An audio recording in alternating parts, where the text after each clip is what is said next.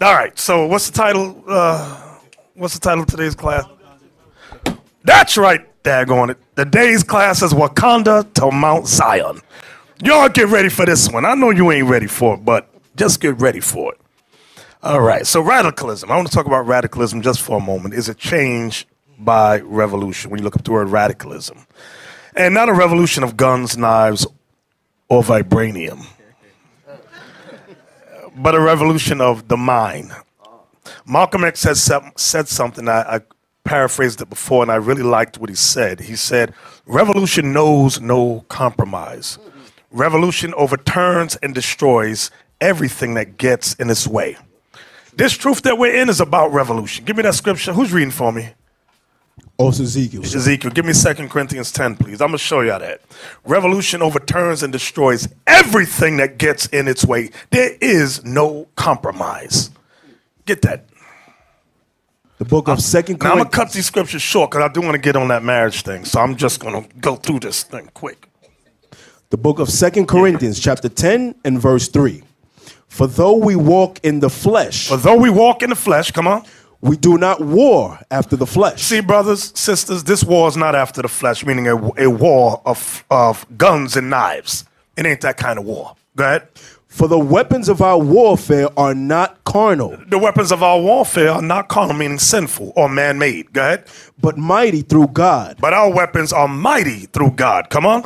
To the pulling down of strongholds. To the pulling down of strongholds. Christmas is a stronghold. We got to pull that SH down. Let me tell you that again. Mother's Day is a stronghold. We got to pull that mother down.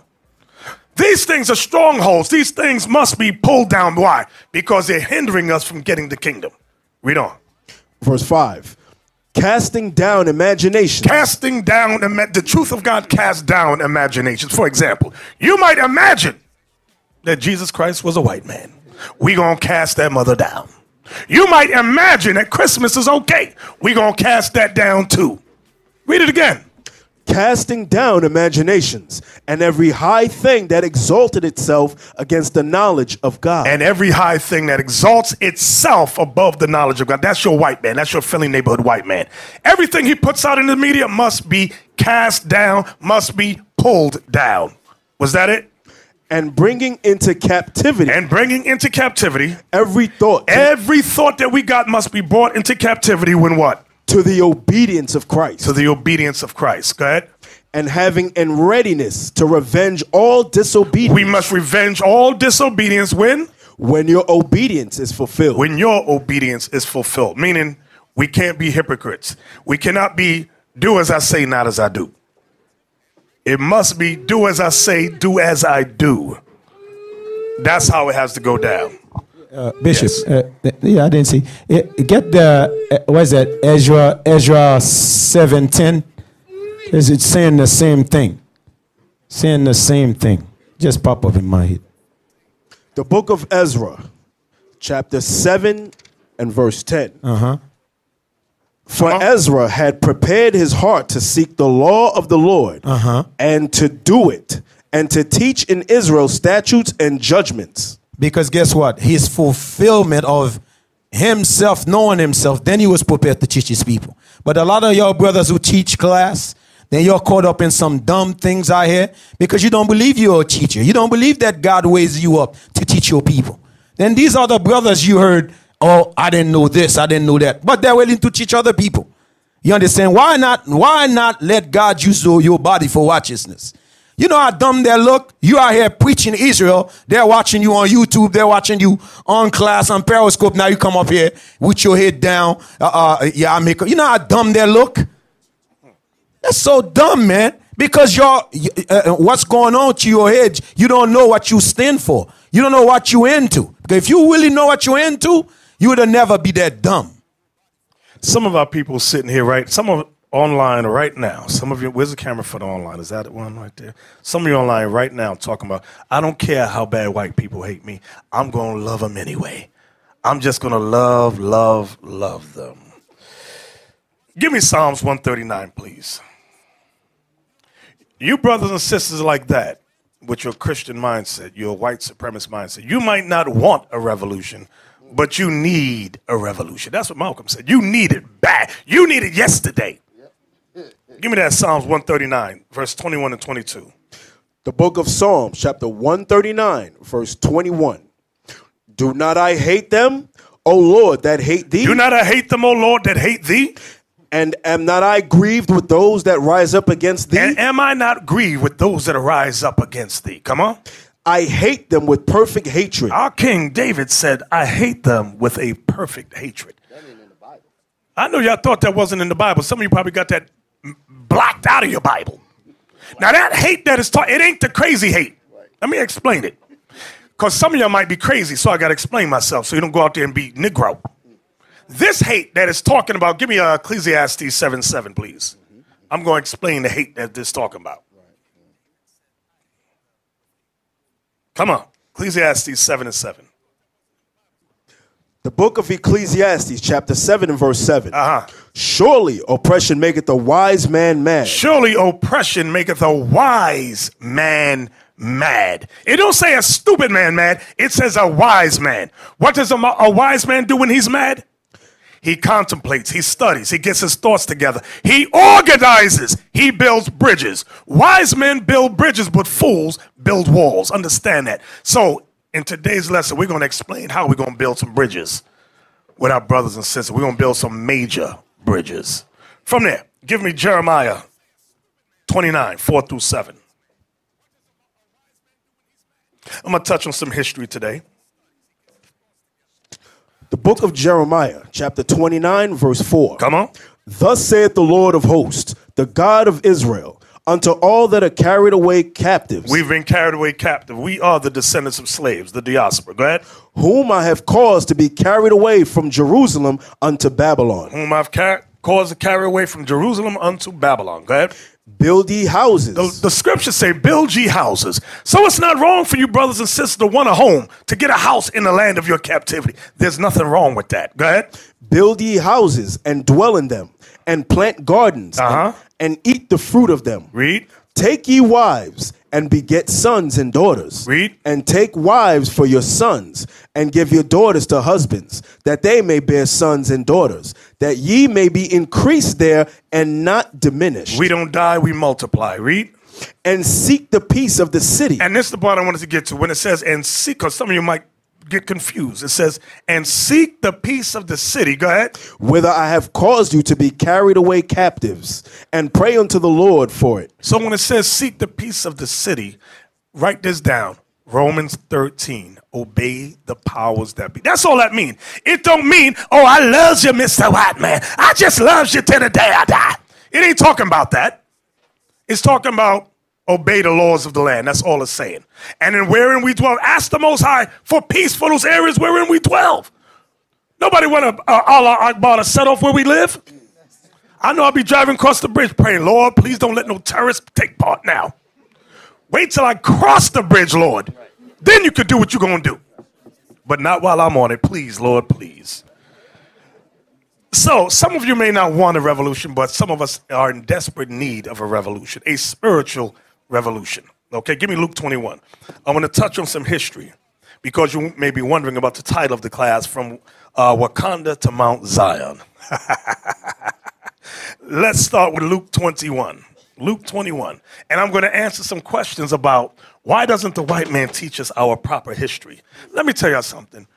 Your enemies will never teach you anything that's going to benefit you in case you uprise against them. Understand that.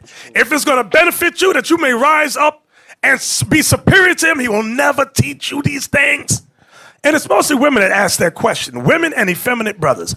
But why doesn't the white man teach us our great history? You're an idiot. We're prisoners of war here.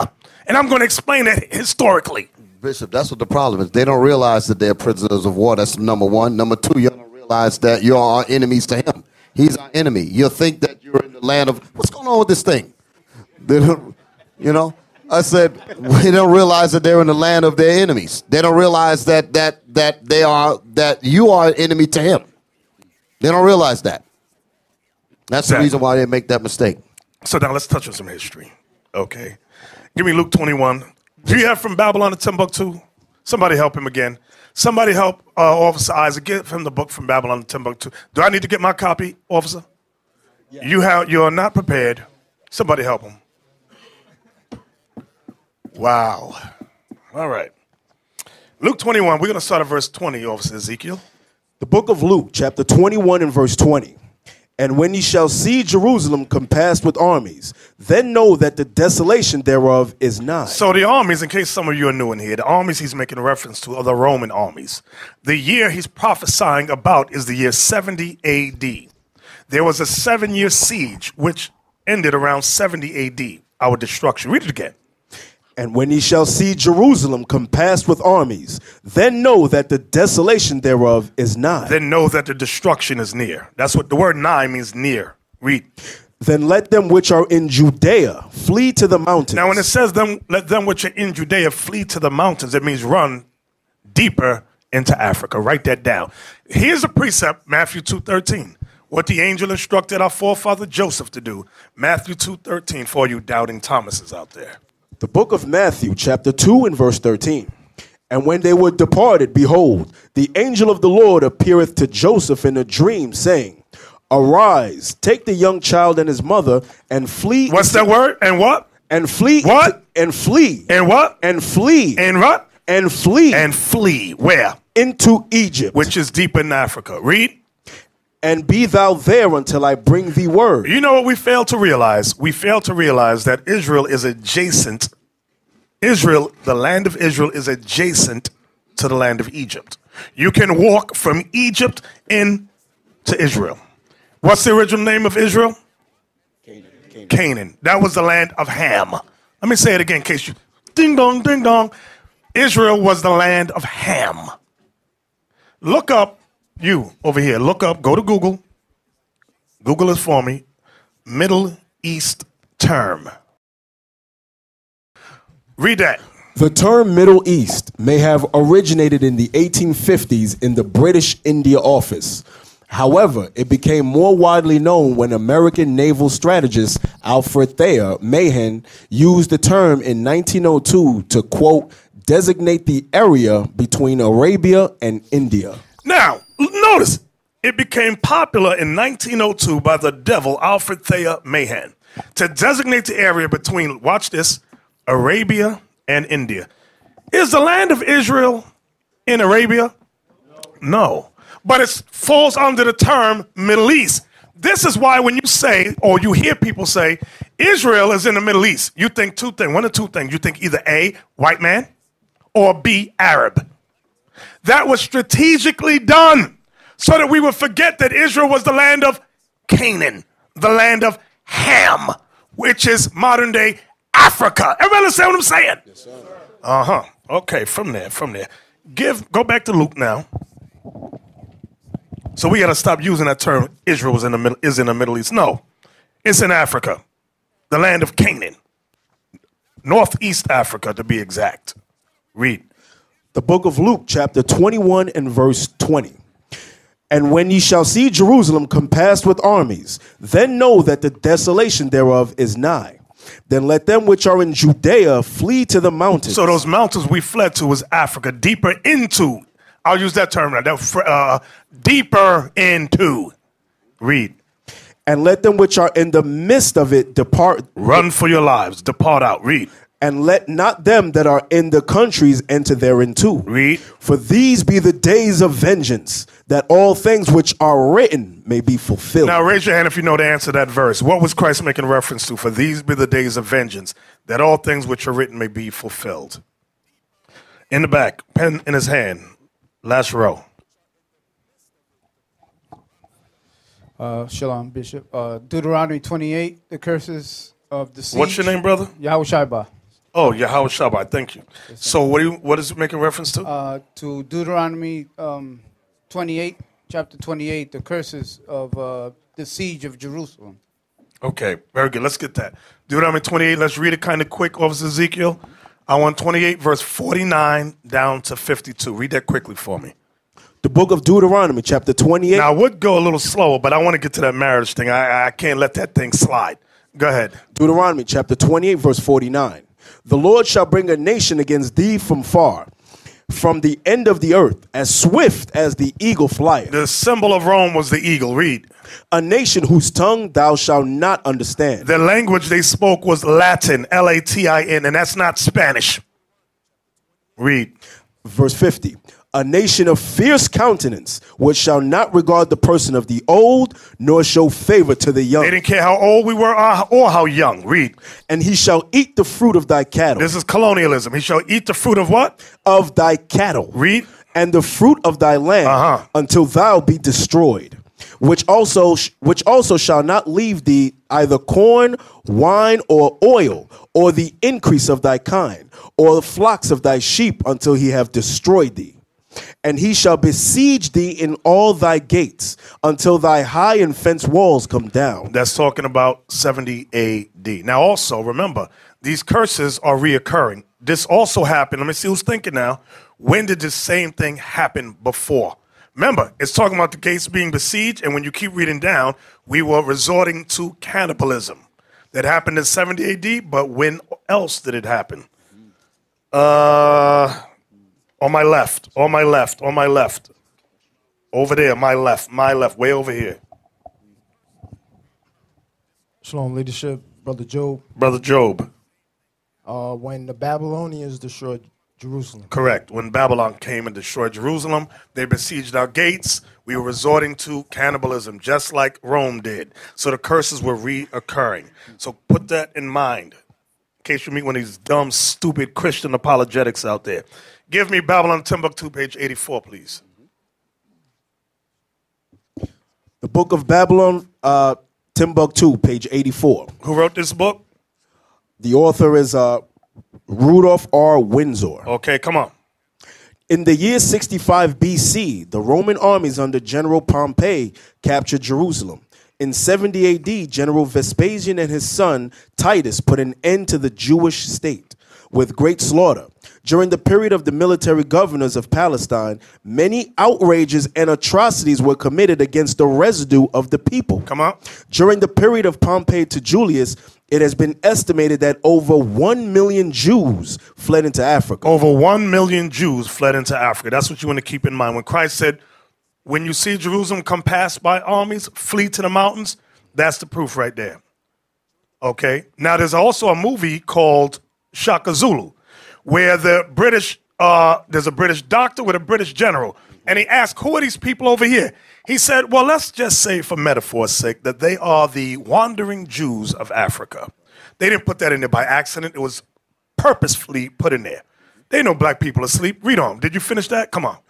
Fleeing from Roman persecution and slavery, the slave markets were full of black Jewish slaves. When it says the slave markets were full of black Jewish slaves, that's those that did not obey Christ, that remained behind to fight Rome. We lost the battle. As go back to Luke now, Luke 21. Let's jump down to verse 24. The book of Luke, chapter 21 and verse 24. And they shall fall by the edge of the sword. That's for those disobedient Israelites that said, no, we have a chance. We can beat Rome. It says they shall fall by the edge of the sword. Read. And shall be led away captive into all nations. And to you Israelites that they did not kill, that got captured, you were led away captive into all nations. Read. And Jerusalem shall be trodden down by the Gentiles. And Jerusalem shall be taken over by the white man. Read. Until the times of the Gentiles be fulfilled. Until the times of their rulership be finished. So now, from there, give me Revelation 12. So what I'm explaining our entrance into Africa. We've always been in Africa. Let me stop wording it like that. Our history going deeper into Africa. Revelation 12. Which verse? 14. The book of Revelation, chapter 12 and verse 14. Let me look at it. Read verse 1. Verse 1. And there appeared a great wonder in heaven, a woman clothed with the sun, and the moon under her feet, and upon her head a crown of 12 stars. So it's clear in this verse, the woman that had a crown of 12 stars represents what, brothers? The 12 tribes of Israel. That's what those 12 stars represent. When it says she was clothed with the sun and the moon under her feet, that represents light. What does light represent in the Bible? The law. Proverbs 6, verse 23. Write that down. I'm just rushing through it. Now I want verse 14. Come on. Revelation 12 and verse 14. And to the woman were given 2 wings of a great eagle. This goes back to Luke 21 when Christ said, when you see the armies encompass Jerusalem, run! Run to the mountains, flee to the mountains. Read it again. And to the woman were given 2 wings of a great eagle. We had a great escape. Why? Because Rome was on our heels. Read. That she might fly into the wilderness. Stop right there. That she might fly into the wilderness. That wilderness is the mountains. That's deeper into Africa. I'm going to say it again. That wilderness is Africa, deeper into Africa. Okay, read. Into her place. When it says into her place, that's over here in America. Here's the proof. Give me Hosea 1 and 10 about the place. Here's the proof. I know I'm going kind of quick. I just need y'all to roll with me. The book of Hosea, chapter 1. You might not get it today, but as you meditate and study these scriptures, you're going to get it. It's going to pop in your mind. Go ahead. The book of Hosea, chapter 1 and verse 10. Yet the number of the children of Israel shall be as the sand of the sea, which cannot be measured nor numbered. We are the largest nation on earth. Read. And it shall come to pass that in the place where it was said unto them. That in the place where it was said unto them. Read. Ye are not my people. Ye are not my people. There it shall be said unto them. Ye are the sons of the living God. Because in this place here in America, it was said we were African Americans. That's what they said. So Judah rose up first. Okay. Then as Judah got the understanding, they started to go out and teach the other tribes. That's what it's talking about. Read on. Verse 11. Then shall the children of Judah and the children of Israel be gathered together and appoint themselves one head. That's Christ. And they shall come up out of the land. And they shall come up out of the land. So now I want to go back to that wilderness, which is, write this down, fleeing to the mountains of Luke 21 is the wilderness we fled in Revelation 12. It's saying the same thing, but it's written as a metaphor. Everybody understand what I'm saying? I need y'all to roll with me. Just roll with me. Guess what we did when we went into Africa? Deeper into Africa. Guess what we did? Not only did we fight, not only did we war, we set up empires and we joined with many of the nations, the tribes that were there. How do I know this? Give me Ezekiel 16 and 3. That should be it. Ezekiel 16 and 3. Yeah. The book of Ezekiel, chapter 16 and verse 3. Let me start at 1 because I might be wrong. Verse Just start 1. at 1.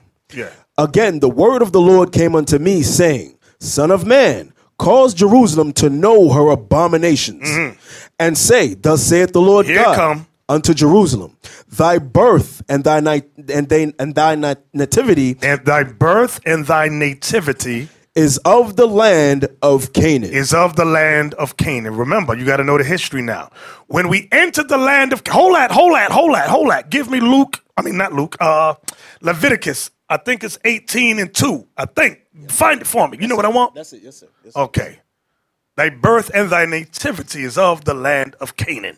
Watch what the Lord warned us about. The book of Leviticus, chapter 18 and verse 2. Speak unto the children of Israel and say unto them, I am the Lord your God.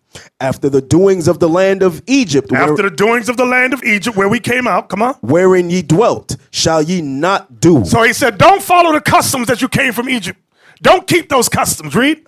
And after the doings of the land of Canaan, whither I bring you. And you're about to go into another part of the land of Ham. It's called the land of Canaan. Don't what? Go ahead. Shall ye not do. Shall you not do? Is that the whole verse? Neither shall ye walk in their ordinances. Neither shall you walk in their ordinances. Now, guess what? When you read on, and let's say you get to the book of Judges. When you read about our forefather Samson, he saw a Philistine young lady. He said, she looked good. I want to marry her. And in our minds, I'm going to show you something. We have such a Eurocentric mindset that when we think about the history of Samson and our forefathers, we think of the white man's movies that they put out, which is so Eurocentric. You better really think about the way Africa was back in the day. Now, they wasn't all that unga bunga shooting Tootsie with the straw and all that. They had some class back then, but they was still, give me some nice words. They were somewhat civilized, but what we think of beauty, we think of the European look. That's why mother and father said, why don't you marry a daughter of your own people? He said, Daddy, I want her. But her nose is, I want her. Her lip is dragging the floor, I want her. She got tribal scars, I want her. Right, he wasn't listening to counsel. So the thought of beauty is not what we are thinking today. You know how brothers, y'all be thinking about the hair weave and all that? No, our fathers didn't think about no damn hair weave back then. Let me leave y'all alone. Give me Ezekiel 16. Ezekiel 16. I saw women clenched up in their seat when I said that. He's about to go in on us. I ain't going to mention now. Come on. The book of Ezekiel, chapter 16 and verse 4. As for thy 3. Verse 3.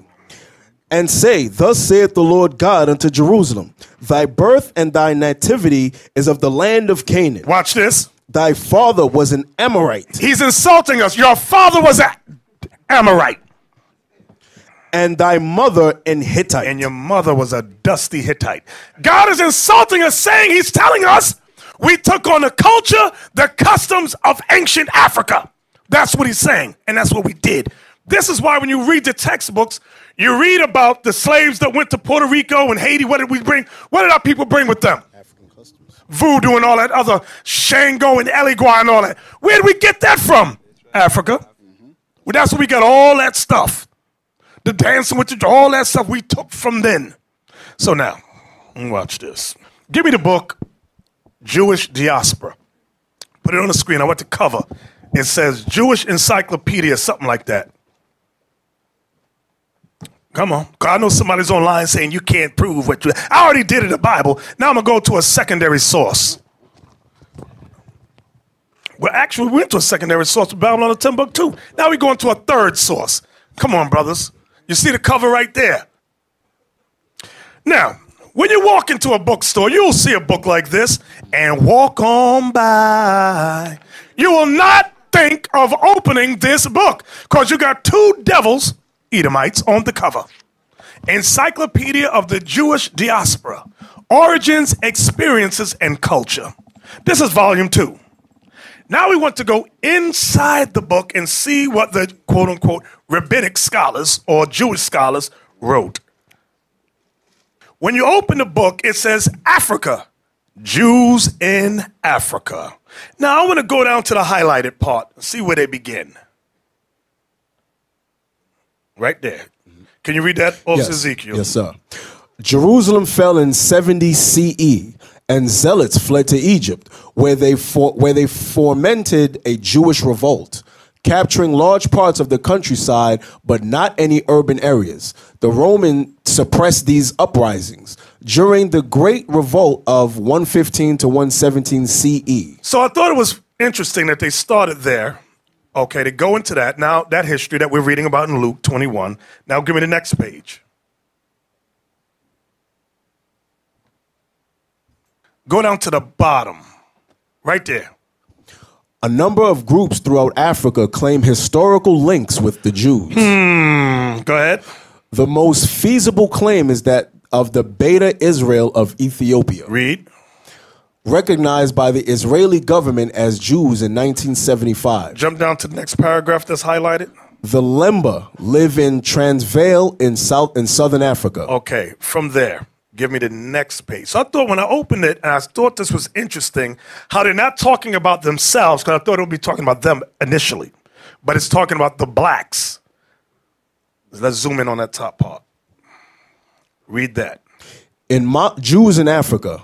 In Mali, several thousand people in Timbuktu claim some form of Jewish ancestry. Moors and Jews fleeing persecution in Spain migrated south in the 14th century to Timbuktu. Now, we're going to talk about Spain in a moment. Notice it says fleeing persecution in Spain. That's during, what was that called? The Spanish Inquisition. Go ahead. But now we're going to find out how they got to Spain. Keep on reading. part of the Songhai Empire. See, remember I said we had set up empires. When you read about that great empire, the Songhai Empire, those were Israelites. It's telling you those were Jews that they called Moors. Go ahead.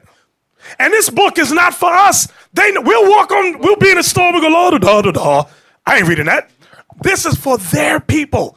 Their people read this and they're not telling us nothing. They keep it close to the hip. Read. Askia Muhammad came to power in 1492 and forced Jews to convert to Islam or leave. After this, Judaism became illegal in Mali. So in Mali, Judaism became illegal, letting you know it was there in Mali. Read. In Nigeria, the Igbo may be descended from the southern and westward migrations. It ain't no maybe. They put it in there because they know who they are. That's what I want y'all to see. Go ahead. Of ancient Semitic peoples and later Jewish peoples from the Middle East into West Africa. Read. There are three groups. Beni Gat, said to have descended from the tribe of Gad. That's Gad. Gad. Go ahead. The eighth son of Jacob. Beni Zebulon. Beni means son of. Beni, when you see that word B-N-E-I, that's son of. Go ahead. Beni Zebulon from the tribe of Zebulon, the fifth son of Jacob, and Beni Manasseh. Beni Ephraim are different from other Nigerian Jewish groups as they live among the Yoruba. Go ahead. In Western Ghana, the House of Israel community, Sefwi Wiaswo and Sefwi Sui claim that their Sefwi ancestors are descendants of Jews who migrated south through Ivory Coast. Through Ivory Coast. Go ahead. The presence of Judaism the practice of Judaism in this community is recent and dates from the early 1970s. Okay, go ahead. The Abeyudea, a group founded in 1919, now consists of about 600 Ugandans who practice Judaism in eastern Uganda. We're going to talk about Uganda in a moment. Jump down to the next highlighted part. In Somalia, the Yibir or Hebrew tribe is looked down on as descendants of Israelites. Jump to the next part. A tribe in Rusapi, Zimbabwe claims ancient Jewish tribal connections. Okay, go to the next page now. So all this is their scholars for their people to acknowledge and be aware of. Right, let's go there. Migrations of Jews into West Africa. According to most accounts, the earliest Israeli settlements in Africa were in places such as Egypt, Tunisia, and Ethiopia. Historians believe these settlements may have been in existence as early as the kingdoms of David and Solomon. So be aware of that. So that's why when the angel told Joseph to flee into Egypt, it wasn't just run there. We had sanctuaries there already established. Go ahead.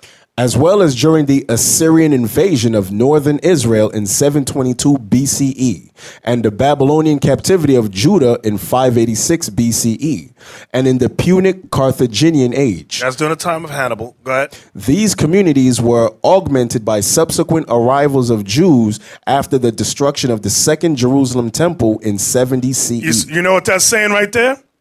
Where it says these communities were augmented by subsequent arrivals of Jews after the destruction of the Second Jerusalem Temple in 70 AD? 70, AD. AD CE. It's talking about what we read in Luke 21 when Christ said, flee into Egypt, flee to the mountains. That's what they're referring to. Read that part again.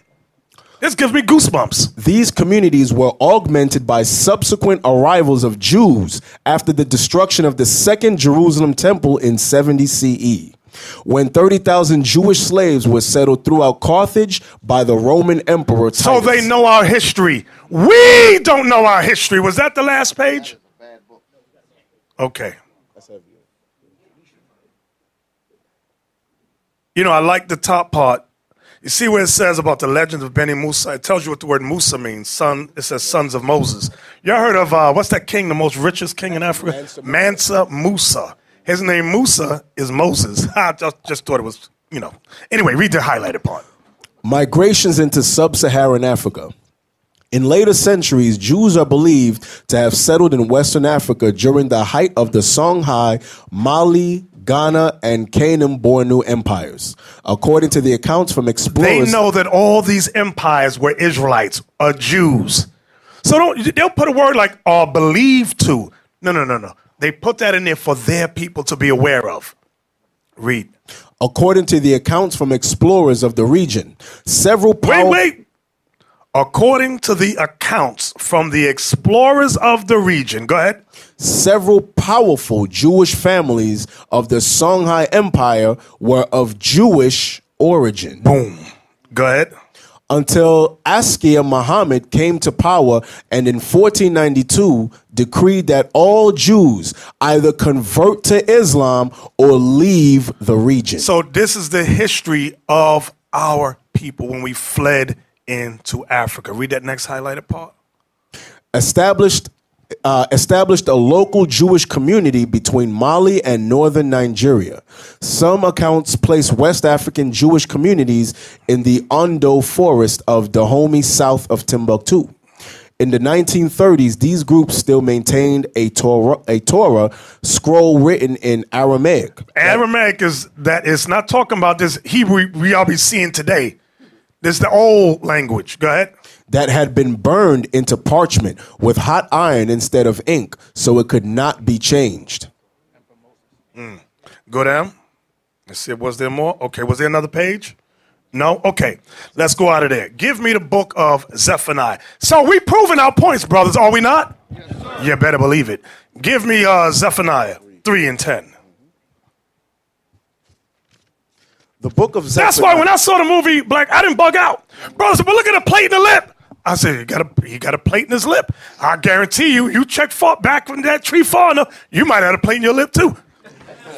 And a bone through your nose. Read that, Zephaniah 3:10. The book of Zephaniah, chapter 3 and verse 10. From beyond the rivers of Ethiopia, my suppliants, even the daughter of my dispersed. The daughter of my dispersed means the daughter of my scattered. Dispersed means scattered. Was that the whole verse? Shall bring mine offering. Now, watch this. Watch this. Pull up the map. So here's a map of Ethiopia, right? And you see several of the rivers there. The capital of Ethiopia is Addis Ababa.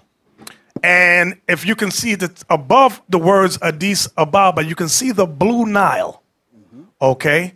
You also have the, I can't pronounce it fine. If y'all know how to pronounce it, y'all help me out there. Yobelo River, bottom. You got the Dulo. You got the Shabeli. What? Y'all know I mess it up. Negele? Whatever. You got the Awash, and you got Lake Tana over there. So now, give me the next map. So I'm just showing you in conjunction with the scriptures, then I'm going to show you something. Give me the next map.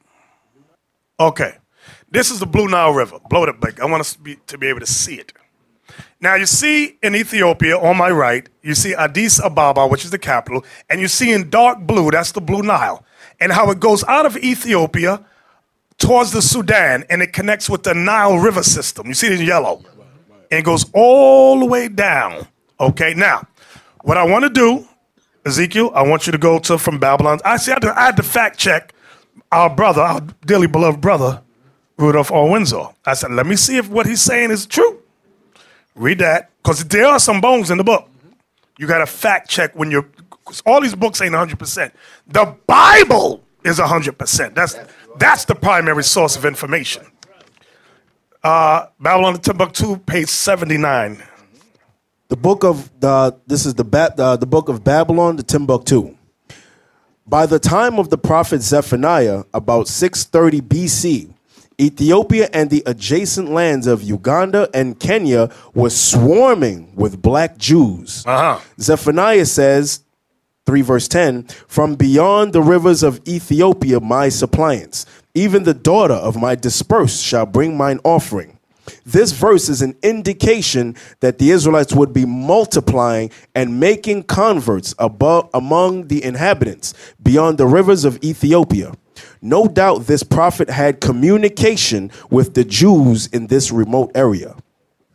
The rivers of Ethiopia connect with the Nile water system. That's what I was showing you here, how that main river, that Blue Nile, connects with the yellow, which is the Nile. Go ahead. In the heart of Ethiopia. The Atbara River extends from the highlands of modern Ethiopia to the Nile. The Blue Nile extends from the direction of Addis Ababa in a northwestern direction toward the Nile. Near Uganda and northern Congo is the Bahr el See at the bottom, River. at the bottom on the map, you got Uganda, and on my left it says Congo, and on the right it says Kenya. Go ahead, right down there at the bottom. That's what it's talking about. Read. It is 500 miles long. In southwest Sudan, formed by the confluence of Bahr el Arab and Jur rivers in northwest Upper Nile. It flows east to unite at Lake No with the Bahr el Jebel and from the White Nile. These areas are, quote, beyond the rivers of Ethiopia. Moreover, there are any records of oral traditions of the existence of Jewish tribes. I think that's all I wanted. Was that all I wanted? Is that the only highlighted part? Yeah, that's it. Okay.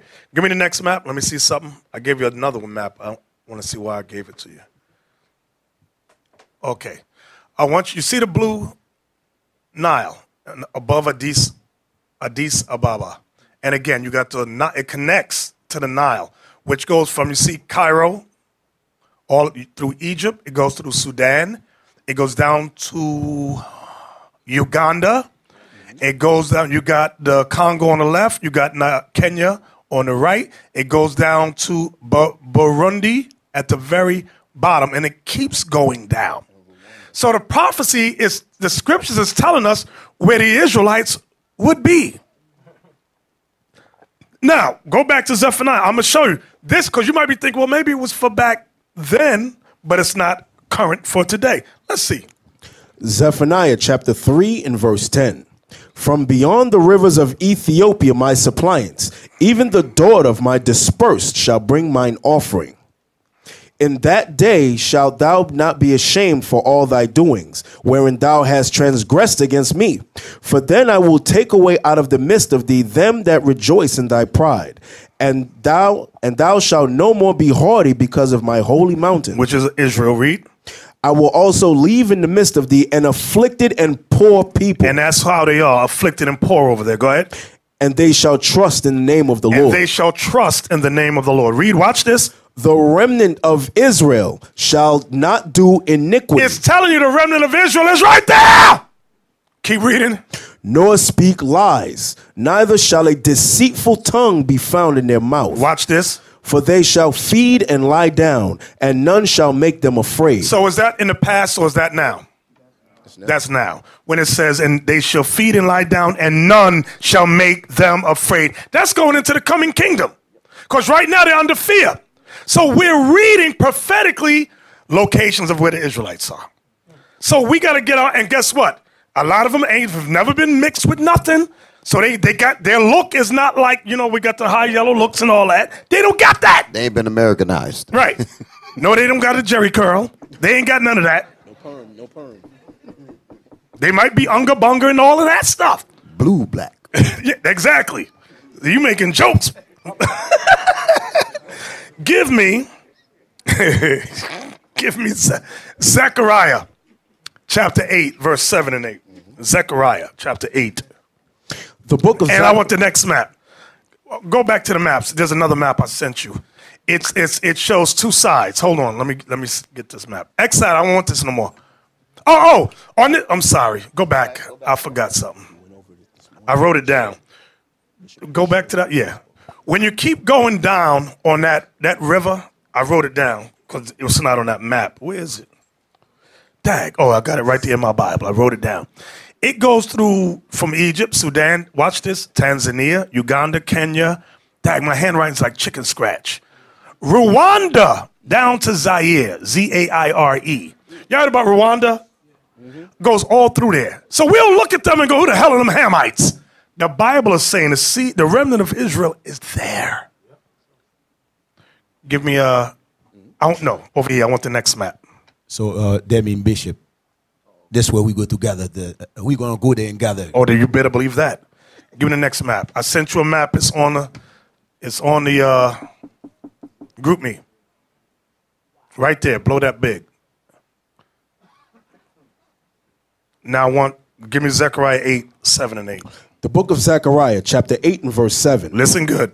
Thus saith the Lord of hosts, behold, I will save my people from the east country. I will save my people, not all nations, my people from what? From the east country. The east country is Africa. The east country is Africa. And yes, some of us in Europe too. I'm not denying that, but I'm saying it's talking about Africa right there. Read. And from the west country. The west country is the continent of the Americas right there. That's the east and the west. The east country and the west country. That's what it's talking about. Read. Verse 8. And I will bring them, and they shall dwell in the midst of Jerusalem, and they shall be my people, and I will be their God in truth and in righteousness. Now, what you going to do about that? What you going to say about that? Now, give me Revelation. Now that have we been proving our points, brothers and sisters? You better believe it. That's why I said Black Panther. It didn't piss me off. I got excited. I said, you know what? Because Esau got so much pride, he'll put it out. He'll just put it out and piss everybody off, and everybody's saying this and saying that. I'm just thinking about the word of the Most High. I said, you know what? We're going to use this to God's advantage. That's all we're going to do. Watch this. Revelation 11. Verse, and we're going to start at, and I want you to roll with me on this. Watch this. Revelation 11. I'm going to show y'all something. No, Lava, that's not what I want yet. Not yet. When you read Revelation 11, okay, Lava yells out 1 through 6. Okay. When you read Revelation 11, 1 through 6, listen good what I'm saying. I want you to look at verse 3. The book of Revelation, chapter 11 and verse 1. And I said verse 3. Verse 3. And I will give power unto my 2 witnesses. Stop. I want you to underline my 2 witnesses. Now, Christian commentaries say that in the last stage, you got 2 old, crippled white people running around saying things. That's not talking about 2 old, crippled white people. I'm going to show you. When you read about the 2 witnesses, it goes into the law and the testament because it gives you an example of Elijah and Moses. But it's not talking about Elijah and Moses. It's talking about the 2 kingdoms of the nation of Israel. I'm going to prove it to you. So in verse 3, you read about my 2 witnesses. Now, I want you to jump down to verse 10. Verse 10. And they that dwell upon the earth shall rejoice over them and make merry, and shall send gifts one to another, because these 2 prophets. Stop. I want you to underline that. 2 prophets. It went from 2 witnesses to 2 prophets. Now watch how it changed next. Go to verse 13. Verse 13. It's going to really explain who the 2 witnesses, the 2 prophets are. And the same hour was there a great earthquake, and the 10th part of the city fell. And in the earthquake were slain of men 7,000. And the remnant. And the what? And the remnant were affrighted and gave glory to the God of heaven. Notice this, what is it calling them there in that verse? Remnant. The remnant. The remnant of Israel. So the 2 witnesses are the 2 prophets is the remnant of Israel. Now, let's jump back up to verse 7. Revelation chapter 11 and verse 7. Write this down. Now, write this down. From verse 7, we're going to read about Renaissance, 1492, transatlantic slave trade. Write that down. Revelation chapter 11, verse 7 begins 1492, the Renaissance. Watch. Revelation chapter 11 and verse 7. And when they shall have finished their testimony, the Israelites, the remnant, go ahead. The beast that ascended out of the bottomless pit. Now you read that word beast and get confused. Who's the beast? The beast is still talking about men. Give me in Ecclesiastes. Was it 3 something or 4 something? 3:18. 3:18. Thank you. Get that. For you new brothers and sisters, let me help you out with the word beast. Come on. The book of Ecclesiastes, chapter 3 and verse 18. I said in mine heart concerning the estate of the sons of men, that God might manifest them, and that they might see that they themselves are beasts. So the beasts are the sons of men. So let's go back to Revelation chapter 11 and verse 7 once again. Revelation 11 and verse 7. Watch this. And when they shall have finished their testimony. When the Israelites have finished their testimony. The beast that ascended out of the bottomless pit. The white man that ascendeth out of Europe. That's the bottomless pit out of Europe. Go ahead. The cave, let me be more specific. The caves of the Caucasus Mountains of Georgia, Russia. That's the bottomless pit. Read. Shall make war against them. They made war against us, and what happened? And shall overcome them and kill them. They destroyed us. I'm going to show you all that with some proof. Everything we say today, I'm going to prove it to you. They made war against us during the time of Renaissance. They overcame us. They got us in Spain, Rome, Constantinople. The last place they got us was Russia. They got us even in Africa, because those of us that fled from Spain and Portugal and Constantinople, those of us that escaped fled back to Africa. Let's read on. I'm going to show you all that. Go ahead. And their dead bodies shall lie in the street of the great city. And their dead bodies shall lie in the street of the great city. Now, they're not physically dead, but they are spiritually dead. But I'm going to read the whole verse so I'll explain what I'm saying. Go ahead. And their dead bodies shall lie in the street of the great city, which spiritually is called Sodom and Egypt, where also our Lord was crucified. The great city is making reference to, first and foremost, is Babylon the Great, which is the United States of America. Write that down. How do we know that? Because hasn't America passed same-sex marriage? That's why it's called Sodom. Pull up Canada. Find me Great Seal of America on a dollar bill. Type in Seal of America dollar bill. Now, read the verse again. Revelation 11 and verse 8. And their dead bodies shall lie in the street of the great city, which spiritually... Stop. Which spiritually, not literally, but spiritually. So this place is not literally Sodom or Egypt, but it's spiritually called Sodom and what? And which is spiritually called Sodom and Egypt. And Egypt. Why? If you look here on the screen, many of you have a dollar bill, you'll see the Great Seal. Under it said, notice it says the Great Seal. What is it? It's an Egyptian pyramid with the all-seeing eye of Ra on top. At the bottom, you got Roman numerals, which is 1776. That's when it was established. Under it, it says Novus Ordo Seclorum, New World Order. On top of it, it says Annuit Coeptus, our enterprise success. That's what it's talking about. So they know. Now type in Washington Monument. Show you how this place is spiritually called Egypt. They know that this place is spiritually Egypt. You got an actual Egyptian obelisk as the Washington Monument. That's a real Egyptian obelisk that they stole from ancient Egypt and set it here in Washington, D.C. So let's go back now. Revelation 11, verse 11 and 8. Verse 8.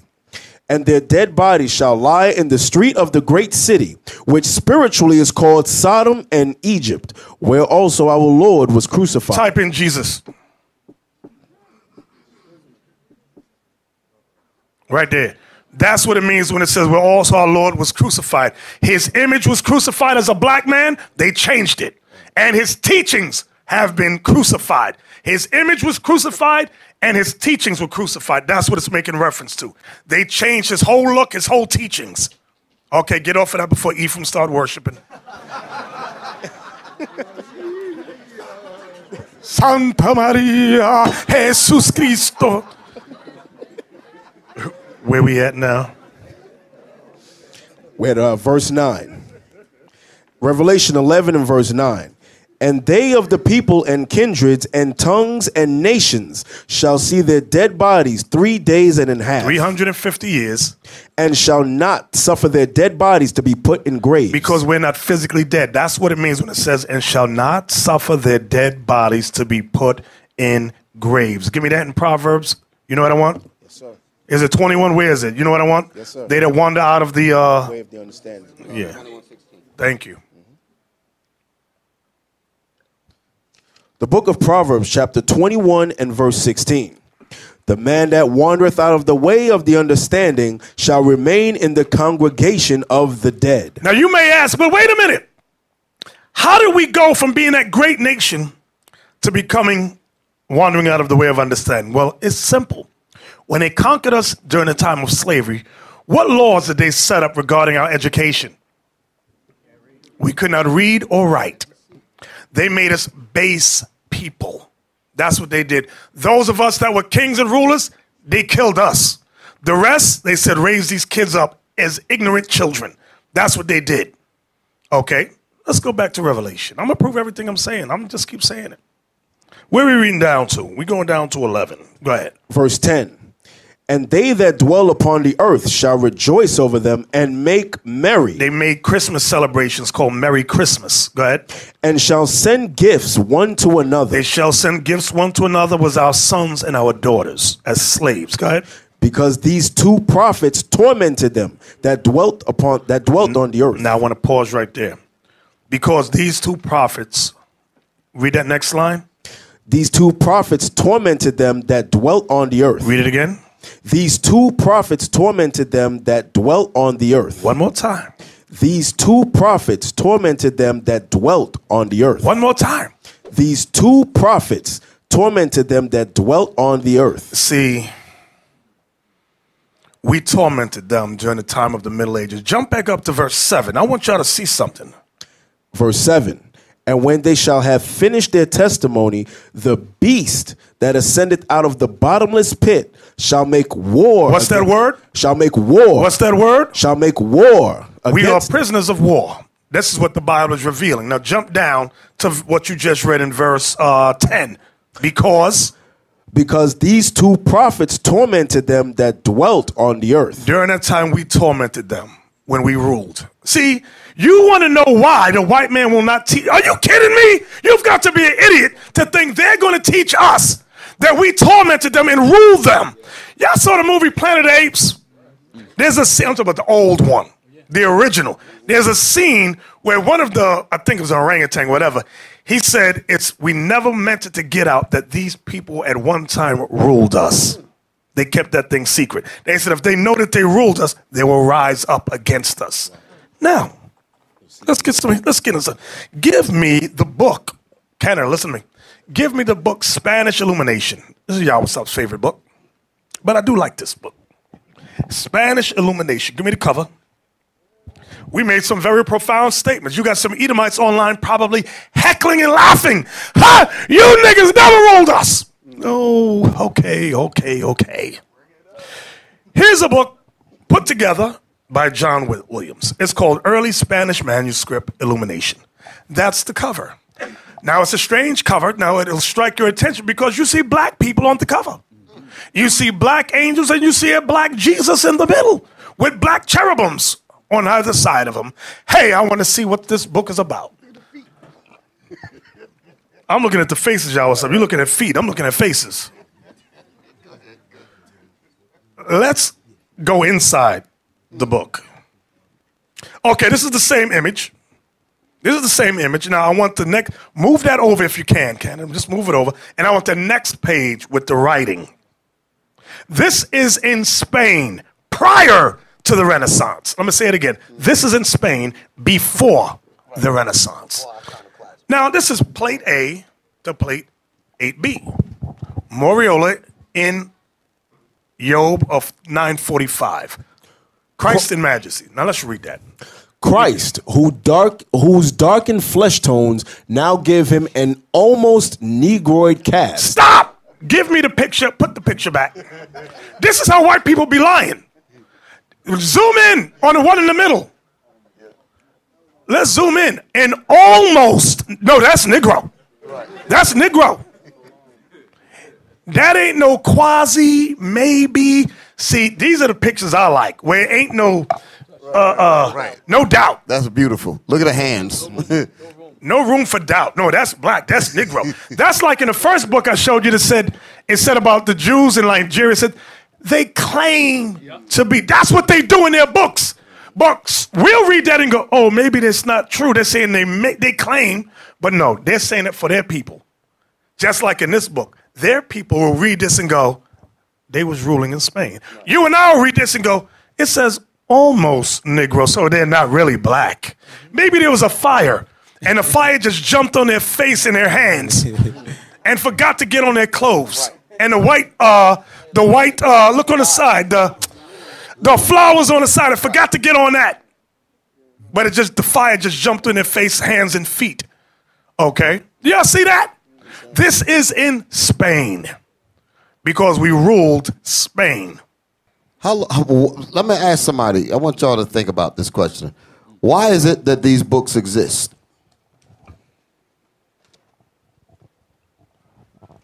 Bishop already said it, so this should be easy. This shouldn't take a minute. Just be Shalom, leadership, Brother Yair. Shalom. These books exist to edify our enemies' children, so they know their history and our history as well, but not to teach us. Yeah, you said it. I'll make it more clear. Say it again. I want to make sure that they understood exactly what you said. Sound like you were saying two things at once. These books are made for the edification of our enemies and their children. Made for the edification of our enemies. Right. Yes. And their children. Yes. Edifying them to what? Who they are and who we are.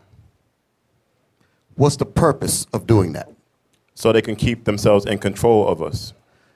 If you have a people in bondage, you have them in captivity, right? Mm-hmm. Just like what you know about any conqueror. Before you go to conquer a people, you have to first find out what united them in the first place. Right. You need to know what unified them. You need to know what their laws are. Everything about them, you need to capture that information because that is the glue that unifies the people.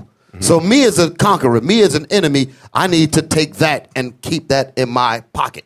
Right. But I'm not going to live forever. I'm going to die, and I want my succeeding generations to know what I know, so I teach them. Right. That's one of the reasons why they had the classrooms segregated, because they wanted to be able to teach their children without you sitting in the same classroom hearing what they're talking about. That's 100%. It ain't got nothing to do with your skin color. They need to talk about you, and they can't talk about you with you being in the room. Exactly. And you know another thing about this in Spain, because when you hear about the term Moors, that's why I always say the term Moors, it's a generic term which simply means blacks. You could have the Muslim, because the Muslims also came in. But in Islam, they have laws not to paint any images. So the ones that painted these images were not Islamic at all. No. They were Jews. They were Israelites. They were Christians. Okay? That's who these were. Let's go out now. Yeah, you know, Bishop, like you just said, these are code word for their children. Mm-hmm. Like when you see the word maybe or suppose, or claims, these are code word. Because if you put something claims, you have to say what is claim to. What the hell are you talking about? Mm-hmm. But they put those words there is code word for their people. When they're reading it, they're like, pretend or claim. They're talking about that guy is black. Mm-hmm. You understand? These are code words. When they read those code words, that's like, they meant they're not for the Negroes to pick this up. Right. That's for us. Don't pick this up. Give me the next picture. X out of this. I want the next one. Okay, here's another picture. Now, this is a kind of a quasi picture, but if you zoom in, you can see how some of them got darker hue around the forehead down. Now, I want you to move over. I want to see who this is.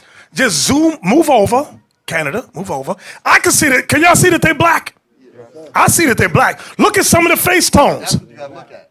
But now watch this. I want you to close it down. Don't leave it. But I want the next page, Canada. The writing about this. Now y'all see the golden helmet, right? Y'all see the gold helmet on that guy with the spear in his hand, the shield. You got an army on one side and an army on the other side. Let's move over. Give me the next page. Yes. Let's see who this is. Plate 9A. Leon Bible of 960. It says, the Philistines stood on a mountain on the one side, and Israel stood on a mountain on the other side, and there was a valley between them. And there went out a man baseborn from the camp of the Philistines named Goliath of Gath, whose height was 6 cubits and a span. And he had a helmet of brass upon his head, and he was clothed in a coat of mail with scales.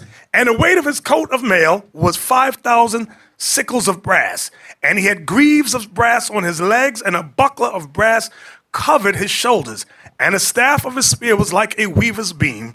And the Philistine said, I have defied the bands of Israel this day. Give me a man and let him fight with me hand to hand. 1 Samuel 17, 3-10. Go back to the picture. There you go. Let's see the whole thing. One side you got the Israelites, the other side you got the Philistines. Look how similar they look.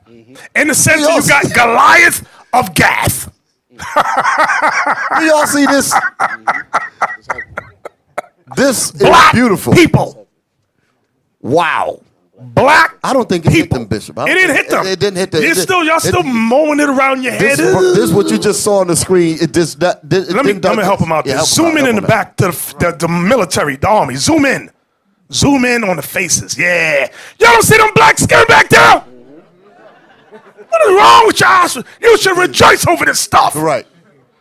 So not only do we go to the Bible, we got reference, we got proof. See, this is why we can't waste our time arguing with the Christian apologetics. They'll look at that and go, that's a lie. It's a lie, though. It's not true. Look. Some of them are white. Right. No. You can see how they tried to water it down. That's what I want y'all to see. That's what you can see. Look. That's how they begin to whitewash things. They take some of that color out. And they got a lot of books that show when they went in there and tried to wipe them down. I know you didn't bring them all, Bishop. You got plenty of them. I've seen them. I ain't bring them all. But that's supposed to be, look at the helmet of brass. And they got Goliath with a beard on his face. That's funny. Okay? And a big spear in his hand. Okay? So now go, give me the next page. Give me the next. I think I have something else. Give me the next page. So when the scripture say we tormented them, we tormented them. Okay, look at this. Let's read this. Zoom in. Let me look at that. Okay, Leon Bible of 960.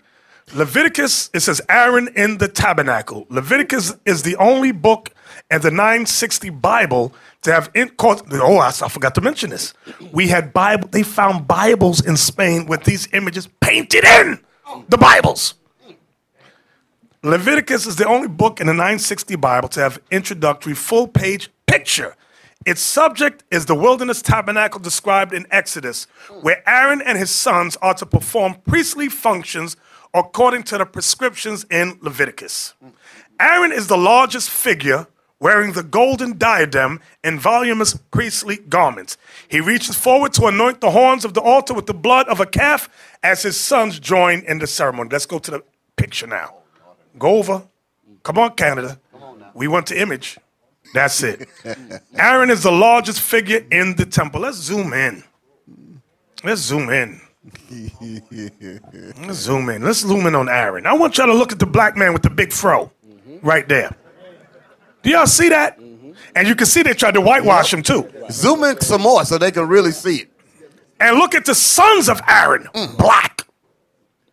Do y'all see this? This is a Bible they found in Spain. This is inside the temple. Black people, go to the ones on the out. Look how black them two in the middle down there. Look down there. Look at the hands. Right. Look at the feet. Look at the big black feet. Is there some people on the outside of in the court? Go over. Up to the right. Yeah, go up. Okay, there's some more. Look at the hands. Look at how the hands don't really match the faces. Right. You can see how they touched up this stuff. Y'all know they did that during the iconoclasm period, right? Yes. They went in, like during Europus, they went in there and whitewashed down the pictures. Let's go out now. Give me the next page. Right, look at the feet. Some of them you got two white feet there, then got black in the center. Give me the next picture, next page. Okay. You can zoom in there. Well, actually, give me the wording for this so we can see what we're looking at. Give me the wording. Okay. It says, plate 20, heavenly Jerusalem. And he took me up in spirit to a mountain great and high, and showed me the holy city Jerusalem coming down out of heaven from God. And it had a wall great and high with 12 gates. On the east are 3 gates, on the north 3 gates, and on the south 3 gates, and on the west 3 gates. And the wall of the city had 12 foundation stones, and on them 12 names of the 12 apostles of the Lamb. The city stands 4 square, and its length is as great as its breadth. And he measured the city with the reed, and the foundations of the wall of the city were adorned with every precious stone. And I saw no temple therein, for the Lord God and the Lamb are the temple thereof. Go back to the picture now. Bam. On the east 3 gates, on the north 3 gates. Look at them. Black children of Israel. Y'all see this? And it is exactly as the scripture was saying, because it's making the point that it's a perfect square. That's why it says the breadth is equal to the length. Black people. And you can see they tried to water them down. I see it crystal clear. But I can see the differentiate with the hands, the feet, the face. I know I see they tried to touch him up. So you got Judah at one gate, Benjamin, Levi, Ephraim, Manasseh, Gad, Simeon, so forth and so on. Black men with Christ and a father in the middle. Y'all see that? Wow. Give me the next one, if there's another one. I don't know if there was. You know what's amazing about what you're going over, Bishop? Our people, and we are fans of education, don't get me wrong. But you can't pay for this kind of, you go to all your prestigious university with all them books, and all the like the stuff we reading, and they will show you none of this. And you're paying all kinds of money. Here we are, we're bringing the information out crystal clear. Books from Harvard, some of the books that you got up here come out of Harvard, Yale, Oxford University, all books like that. And some of y'all sit here and play games. Right. Hear all of this information, hear all of this knowledge, and you just go back out there and become nothing. I don't understand the Negro. Like that dude that ran out here and joined the unapologetic community. Stupid Negro. Dumb as hell. Okay, here's plate 15 and 16. The woman clothed in the sun that we just read about, and the dragon. And the great sign appeared in heaven, a woman clothed in the sun, and the moon was under her feet, and upon her head a crown of 12 stars. And being with child, she cried out in her travail. And behold, a great red dragon, having 7 heads and 10 horns. And its tail was dragging along the third part of the stars of heaven. And it dashed them to the earth. And she brought forth a male child, who is to rule all nations, with a rod of iron. And the child was caught up to God and to his throne. Michael and his angels battled with the dragon. The great dragon was cast down, the ancient serpent, he who is called the devil and Satan. Now let's get the image.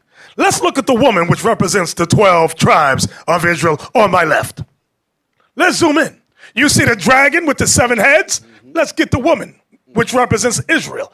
A black woman clothed with the sun and the moon. Is the moon under her feet? Go pull up a little bit. That's the moon under her feet. Black! So what you gonna do about that, my Christian apologetics, you LGBT community? What are you gonna do about that? Look, black angels right there. Look at that. And they're throwing white people in fiery furnace over there on the right. Y'all see that, right? I don't think they got that, Bishop. Look at the so-called white man.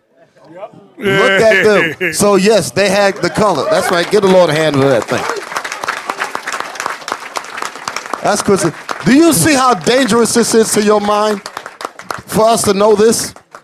Damn, go up. Got the so-called white man right. The angels doing throwing them in.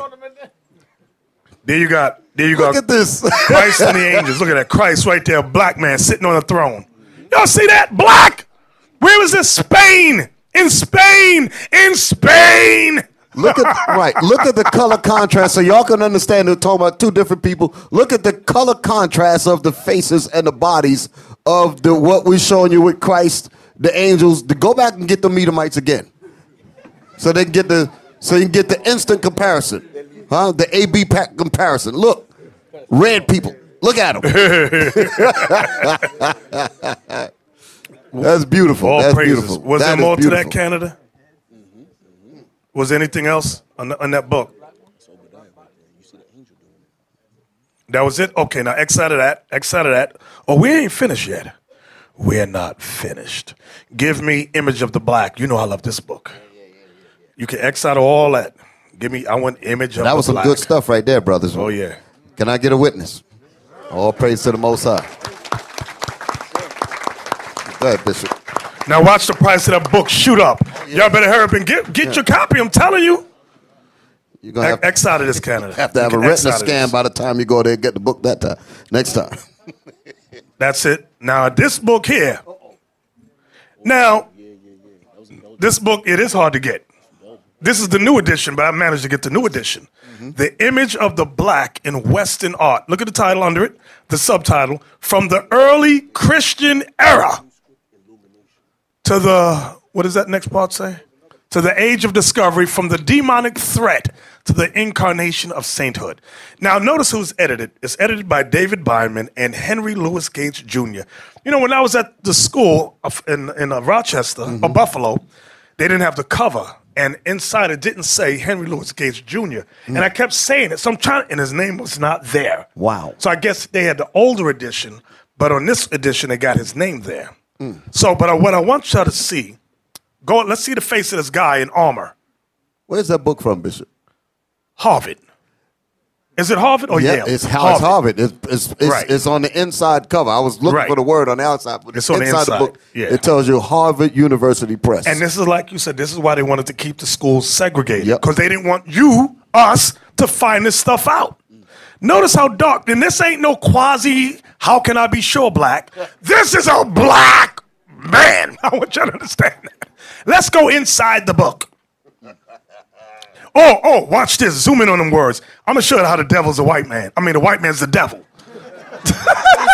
Same thing. Y'all see, I got it. Remember we did the breakdown of Judah, and we went over this brief. Right, exactly. And we were trying to figure out what they were saying. Remember that? Look at this. A mutation in the official iconography. St. Maurice becomes a black man. There you go. You see something wrong with that sentence? Becomes a black man. The program for the decoration of the Cathedral of Magdeburg, undertaken about 1240 AD to 1250 AD, included a surprising departure in St. Maurice's iconography. Until then, represented as white, he became a black man. See, that's the lie right there. Now, they put that in there again, the code words again. White folks will read that and they say, well, we know that these was put in there to put the Negro to sleep just in case he make a mistake and come across this information. Exactly. Let's go into the book now. Now, what I want to show y'all, in this section of this book, they show all black people as St. Maurice. I'm going to show you that's not all St. Maurice that we're looking at. So, okay, let's, for argument's sake, say, okay, that's St. Maurice. Okay, he's wearing armor. Okay, this is and the reason I like this, these are statues, not paintings. Because the Christian apologetics and they're lying behind, they'll say, oh, you touched it. It's a wooden canvas. That's why they're brown. Well, nigga, devil, he's black and it's a statue. There you go. You devils, you. Now, y'all got to think about what are you going to do with that? What are you going to do with that? They even knocked the nose off.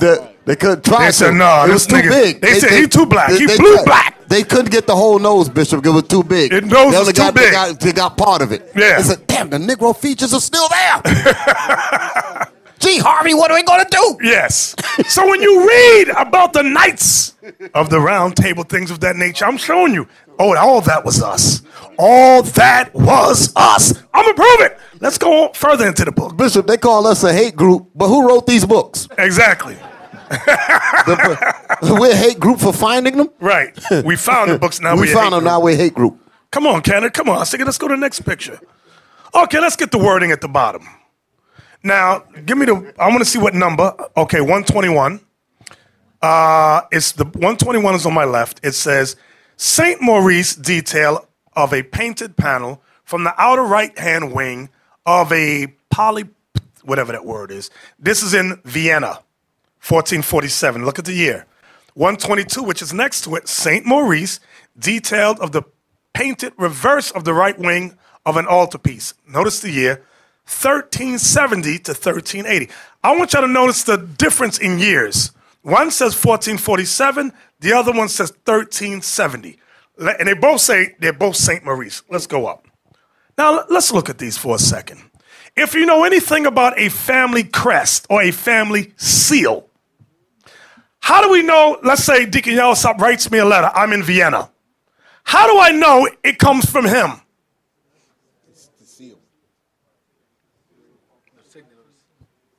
The signet of his seal.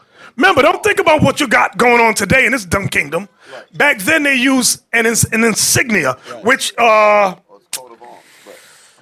like a stamp, that's the word I was looking for, a stamp. You put wax, then your symbol, you put in it, whether it was a wolf or whatever. Right. My point for saying that is this. Look on the coat of the shield. You see two different crests. Right. One you got a cross, one you got a bird. Right. These are not the same people. But the book says they're the same.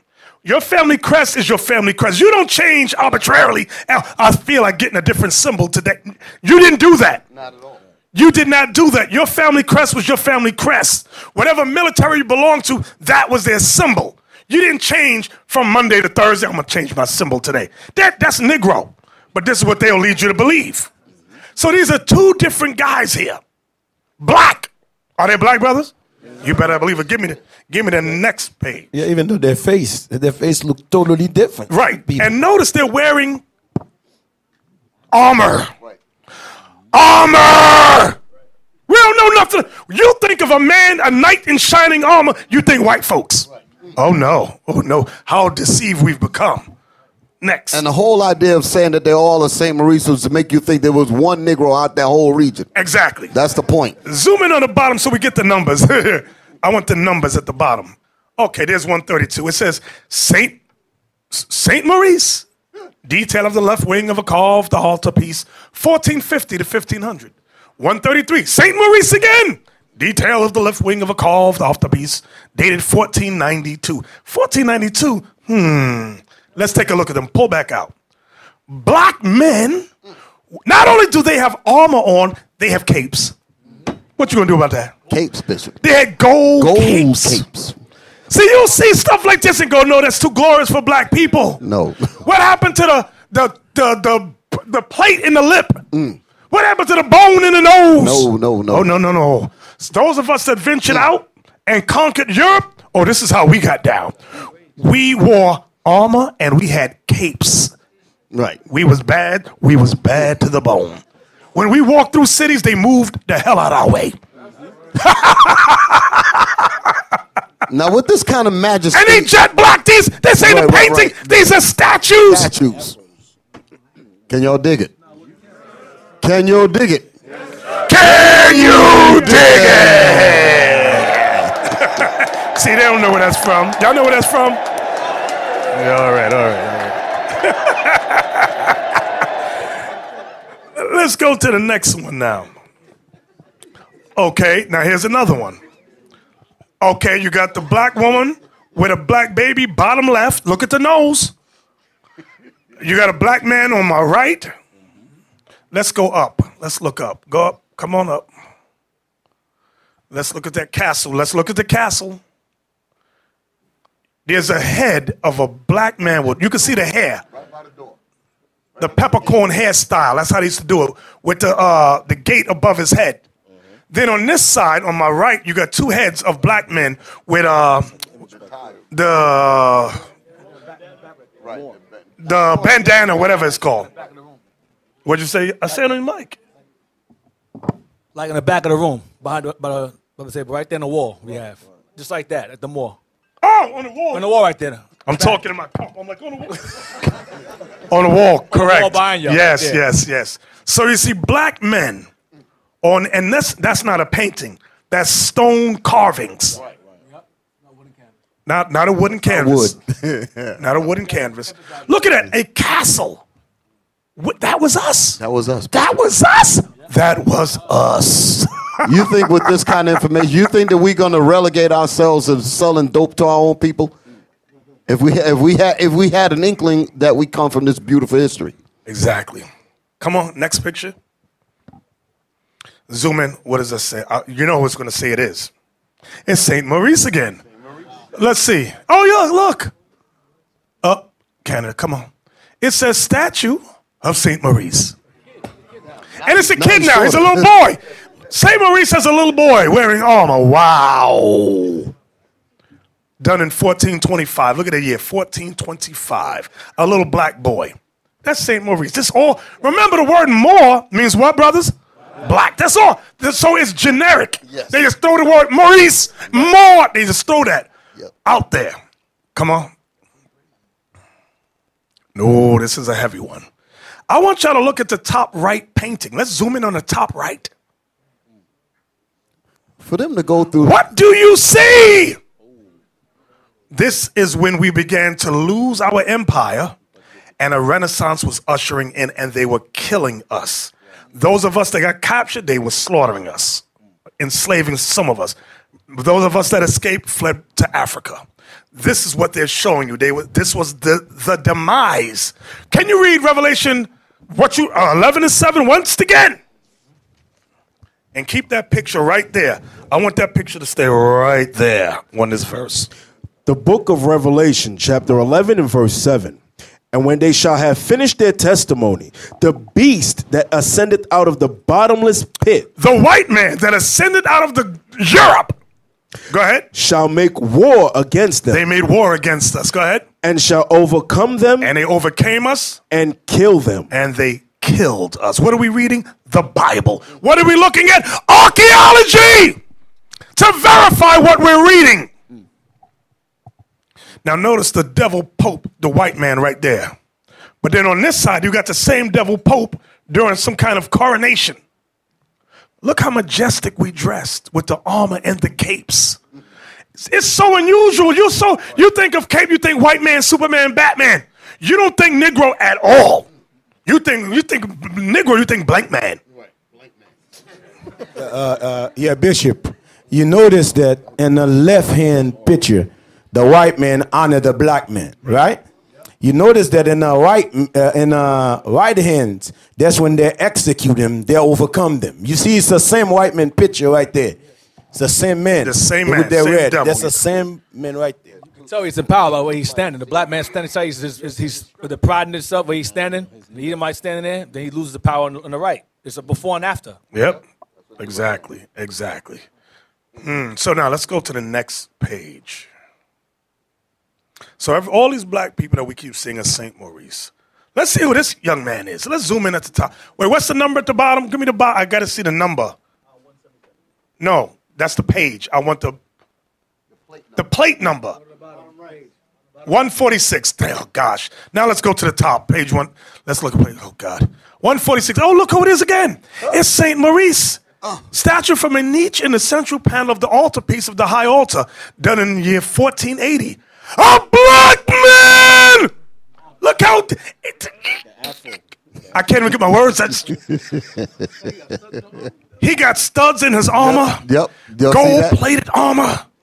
With a cape, a long cape on. Go back. Pull it back out. Look at that. The long cape goes around the shield to the floor. We were some glorious people. A Christian more. Thank you. Yes, a Christian. Did we make this up? This is in a book from where? Harvard. Some people, you niggas made that up. No, we didn't. We didn't make this up. Your scholars put this together, and we are very appreciative. Because your demise is coming. How did you find this out? That's what they say. How? How did you find it? How could you afford the book? Right, exactly. Find somebody. Who let you out? Who let you, That's how they are. Let's go to the next picture. Go ahead.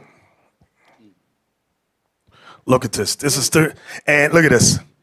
Now, guess what? On the right, zoom in on the faces. Just zoom in on the faces.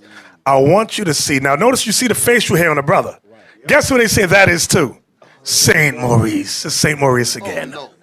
And this is when we began to let the white man into our military. And it began to systematically overpower us and take us down. Okay, but look how dark this brother is. Look how dark he is with his beard and mustache and his hair like wool. Blue black. With shiny armor. This is unheard of. A nigga wearing armor. This is why they call them knights. Because, let's see the face, brother. Give me the face. Because he was dark as night.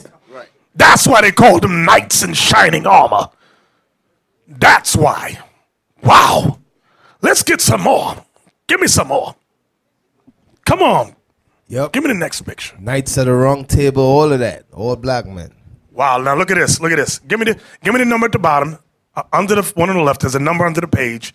What is that? 148 and 149. Let's see who these two are. Go down to the bottom. I want to. 148. Guess who it is? St. Maurice again. Left wing of the altar, page 1592. 149. Wait a minute. Oh, wait a minute. I thought it was a different guy, but it says Nicholas Glockens, whatever. Then it says St. Maurice and his companions. Let's take a look. Okay. Notice the black man. Now look at his armor on my left. He got gold. He got rubies. And look at this. Look at this. Do y'all see this? See, this is unheard of for us to even dress like this. We had to have had wealth and fame and fortune to even dress. You know how much that would cost today? And he go to war with that on. Huh? Look at his sword with writing in it. He got embroidery in the sword. And look how black he is. Look at it. Look how black he is. Oh, God. That's a broad sword. I mean, he was strong as hell to walk around with it. That's a huge sword. The sword is up to his shoulder. That's a huge sword. He was putting people to death with that thing. You couldn't be no weakling swinging a sword like that either. Got jewelry Look at the on. brother over there. You saw the jewelry and armor. Jewelry and all that. Well, look at them devils in the back. Yeah, they were the You devils. saw that, right? I was looking at that. Hey, look at that cape he got. Look at that cape that he's wearing. That looks like bird feathers. Yeah. On top of that hat? No, right there, I'm talking about his cape. Yeah, and what's on top of that hat? What's that on top of Or a plume or something, big hat. Like in the Three Musketeers, they wear hats like that. Right. Exactly. Okay. Look at that, black. Give me the next picture now. Look at that. That's what we just looked at. But look at the jewelry in the armor. The detail of the garments. Yes. Of the armor. Jake made that armor for him, too. Oh, yeah. Edomite making that armor for him. Oh, yeah. We went out to war. Remember what it said in Maccabees? It said the young men. Right. Can you read that for us? You know where it is? That's what it is right there. I can't remember where it is. First Maccabees 14, verse 9. Watch this. Let's see if it coincides with this. The book of First Maccabees, chapter 14 and verse 9. The ancient men sat all in the streets, communing together of good things, and the young men put on glorious and warlike apparel. Glorious and warlike apparel. That's what we're looking at as an example. Now, we know it's two different time periods, but I'm just showing you how we got down. Okay? We evolved, right? We didn't no grass skirts and all that. No. Oh, we had armor. We had capes. We had jewelry. We had diamonds and studs. Give me that Song of Solomon 111 about the studs. Y'all be thinking we making this stuff up. The book of Song of Solomon, chapter 1 and verse 11. We will make thee borders of gold with studs of silver. You see that? Borders of gold with studs of silver. That's how we got down. Look at this. Give me the next picture. Look at this. See, this is when they began to conquer us. And they got Spain, they got Rome, and they set themselves up as Pope, the white man did. Okay? This is what we're seeing here in this painting. So these paintings give you some truth. Now look at the brother behind him. Do y'all see behind the guy in the front? But I thought there was only St. Maurice in these things. But I see a black man back there wearing armor too. He got armor on. Okay. Give me the next picture. Jenner van Olamundi. 3 companions of St. Maurice. 3 friends. Let's go back to the painting now. 3 of his friends. Black. But I thought it was only St. Maurice. Everybody's supposed to be St. Maurice. I thought it was only St. They couldn't Maurice. do it here and say, but it's 3 of them. Right.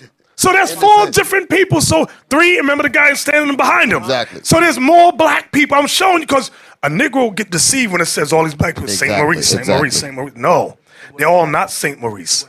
Oh, that's a wooden canvas? Yeah, right. Notice they're wearing armor, this guy here. Okay? They got knives in their hands, some of them. Jewelry around their neck, jewelry in the ear. This is during the Middle Ages. Black men.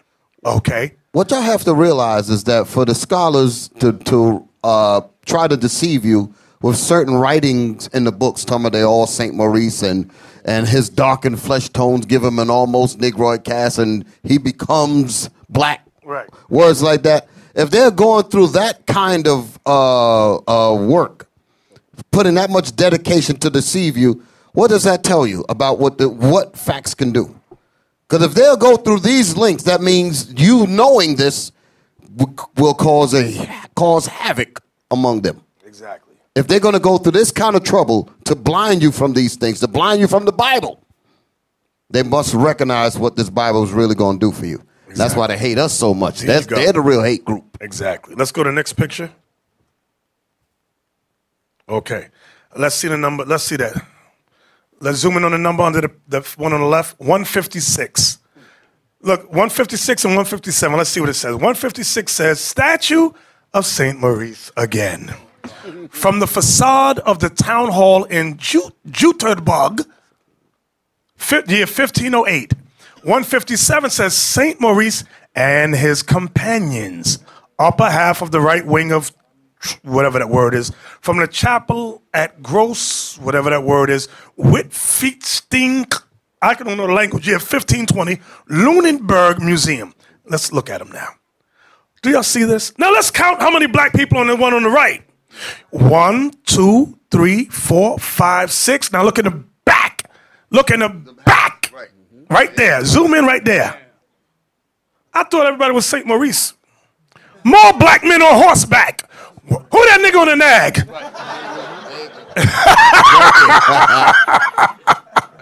Look at it. Black men wearing armor and capes. On the armor. You see how we used to get down? I see the face that was on the thing, yes. Look how glorious we dress with chainmail armor and capes and jewelry. He got the, what is the thing, the helmet that the knights wore on my left right there? That's the battle garment right there. And that's a statue. It's not even a painting, so somebody can, look at the lips, look at the nose. You can see it's a Negro man, a black man. You can't deny that. Can't deny none of that. Okay, look at that. But then they say, oh, the Christian apologetics, you made that up. Oh, Jesus help me, they made this up. Right. Oh, we didn't make nothing up. Your scholars put this stuff together. And again, we thank them so much and so dearly. Look at this. Bishop, that phenomenon occurred. That's what happened. Oh, yes. Like Willie went into, unless a phenomenon occurs. Was there more? Okay, the book is finished? That's Image of the Black in Western Art. Now give me the last book, Before the Mayflower. Watch this. You can X out all the stuff, right? Now this is my book. It's dirty, it's old, I'm sorry.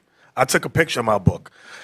Before the Mayflower, A History of Black America, written or put together by Lerone Bennett Jr. Now, when I got this book back in 1991, that's why it looked like that. It went through hell. Now, go inside the book. How many pages did I send? And okay, can we read this, Ezekiel? Before the Mayflower, there were skilled farmers and artisans among the first group of African Americans. And there were indications in the record that they were responsible for various innovations later credited to English immigrants. The great things we did was giving credit. They gave credit to the white man. Go ahead, down. There is furthermore testimony of Washington Irving, who made the following observation in the contemporary satirical skit. These, quote, these Negroes, like the monks of the Dark Ages,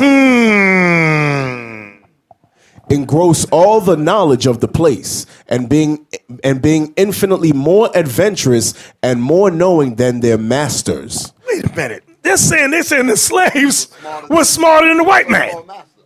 And it said they were like the monks of the Dark Ages. Wow. Go ahead. Carry on all the foreign trade, making frequent voyages in canoes loaded with oysters, buttermilk, and cabbages. They are great astrologers, predicting the different changes of weather almost as accurately as an almanac. A large proportion of the first generation of African Americans entered America with Spanish names. What, now watch this. The first African Americans entered America with Spanish names. Watch the next sentence. For reasons that are not readily apparent. You know why? Because we ruled Spain, and a lot of these historians have not come to the realization that we ruled all of Europe for 1,000 years. Not readily apparent, meaning that we're hiding it from you. That's what apparently meaning that make it known. Not readily apparent meaning they ain't bringing that information all the way out. Right. The only one that came close with that understanding was J.A. Rogers. Because he was the one that was figuring out that blacks was ruling. Yep. Ivan Van Sertima touched on it a little bit, and there was somebody else whose name I forgot. This brother was kind of, read this part again. For reason, A large proportion of the first generation of African Americans entered America with Spanish names. I thought they got us all from Africa. Go ahead. For reasons that are not readily apparent. Many black males were called Antonio, a name that quickly became Antony or Anthony. Other popular names of the period included Michaela, Cochicello, Mingo, Pedro, Francisco, Hibina, Maria, Wartello, Tomora, Angola, and Tony Congo. Shortly after their arrival in America, many blacks were discarded African and Spanish names and adopted English titles. They changed it. Go ahead. By 1649, colonial officials were able to report that, quote, there were Virginia about 15,000 English, and Negroes brought thither 300 good servants. Give me the next page. Right there.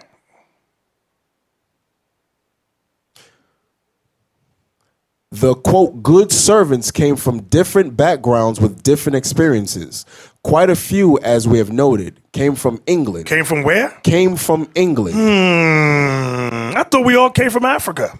Go ahead.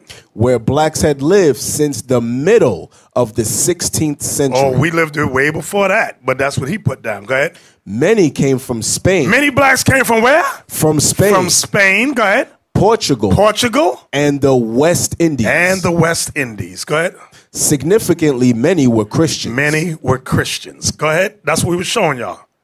Anthony Johnson. In the years that followed, Johnson and his relatives established one of America's first black communities on the banks of the Pungoteague River.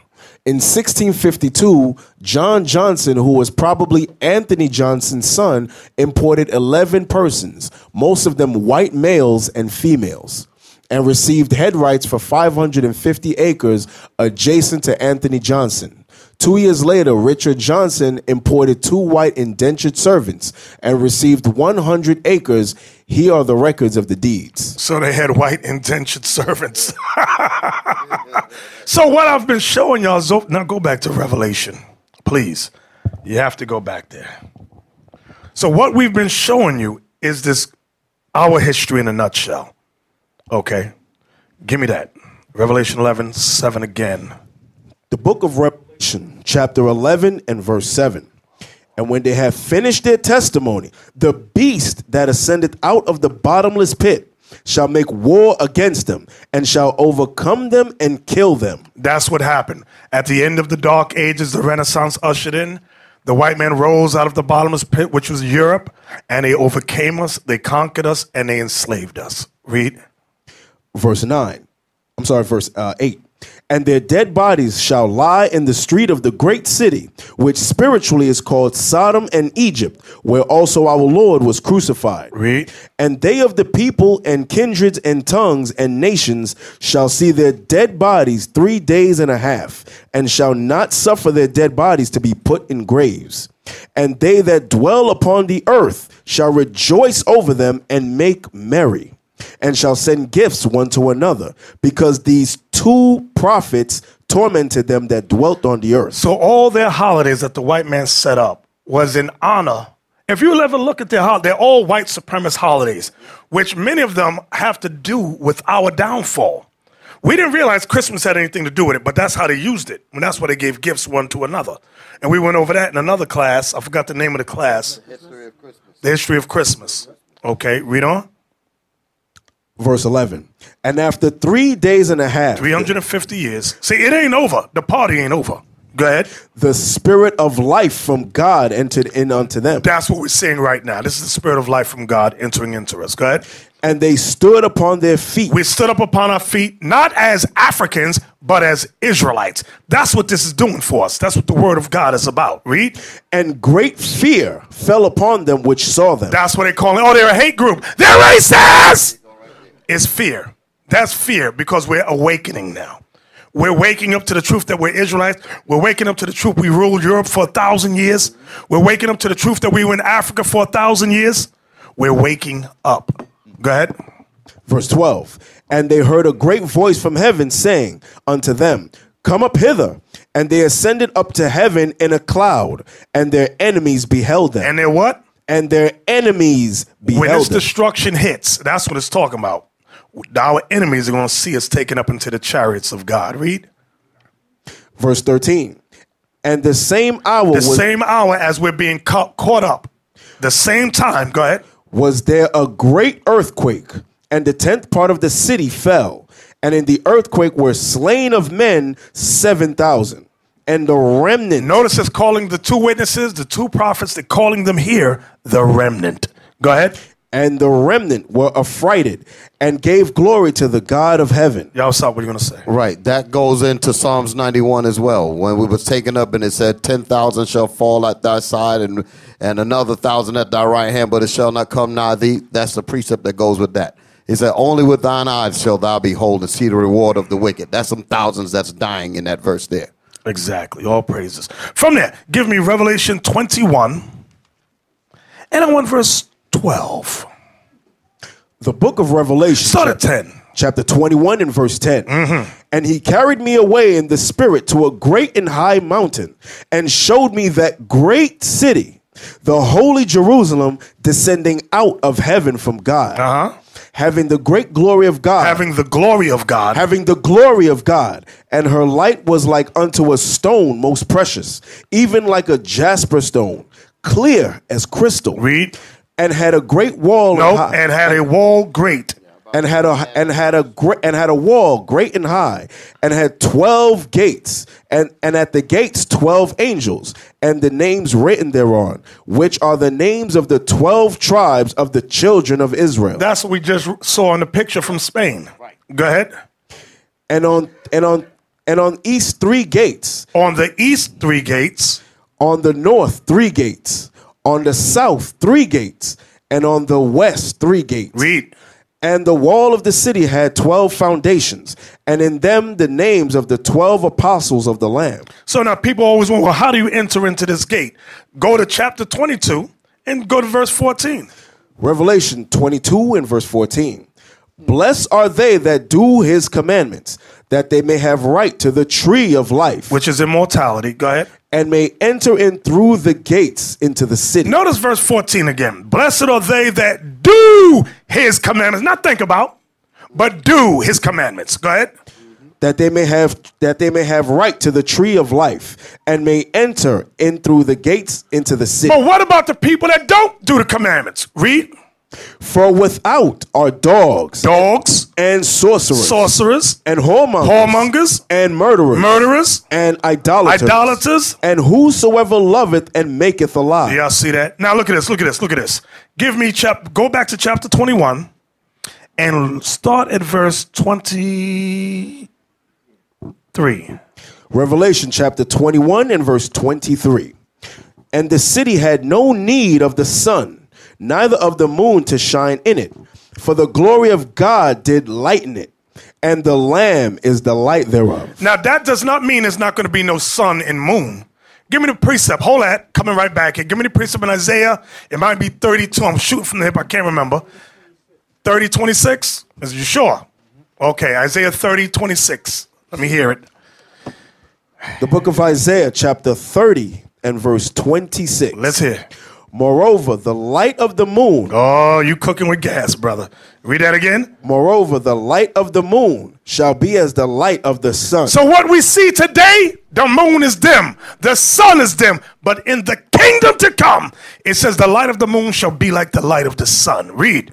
And the light of the sun shall be sevenfold. And the light of the sun shall be 7 times brighter than what we see today. Go ahead.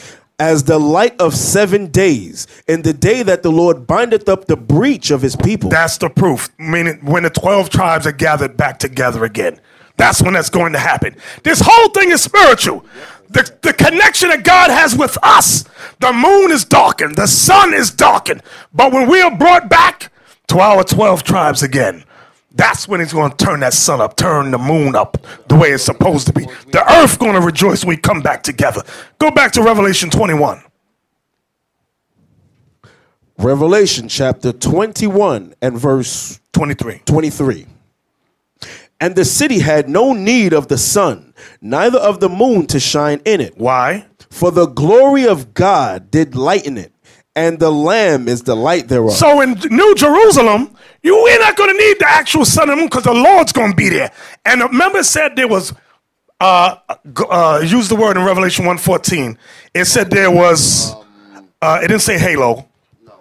It said, no, from his face. That's in Daniel. The appearance of lightning? No. Does it say the appearance of lightning? Let me look at it. Let me look.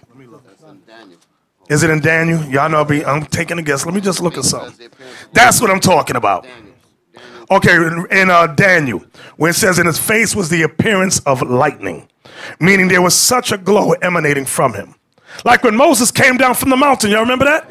It said we had to put a sheet over his face because he had a glow. So now when we go back to Revelation 21 about New Jerusalem, read again where you left off. Revelation chapter 21, verse 23.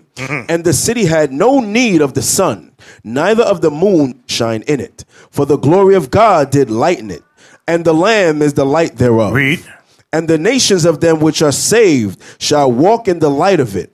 And the kings of the earth do bring their glory and honor unto the it. nations and the kings, when it says bring their glory, they ain't coming up in that. The things is going to be brought to the 144. I'm going to prove everything I'm saying right now. Read. Verse 25. And the gates of it shall not be shut at all by day. And so when it says the nations of them which are saved, that's talking about Israel. Okay, saved. I'm going to show you what's going to happen with the nations. Go ahead.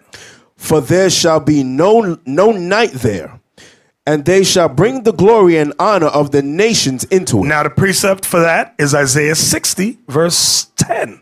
Let's start there. Here's the verification. Here's the proof. The book of Isaiah, chapter 60 and verse 10. And the sons of strangers shall build up thy walls, and their kings shall minister unto thee. For in my wrath I smote thee, but in my favor have I had mercy on thee. See, Christians don't like this part. And the sons of strangers shall build up thy walls, and their kings shall minister unto. That's called slavery. That's what that's called. Exactly. Read on. For in my wrath I smote thee. In his wrath he sent us into slavery. But God was angry with us, and he made us slaves on the earth. Read. But in my favor have I had mercy on thee. That's us waking up after 3 days and a half and standing upon our feet. Why? Because of Christ sacrificing himself for us. Because of what Christ did, we have opportunity to return. Read.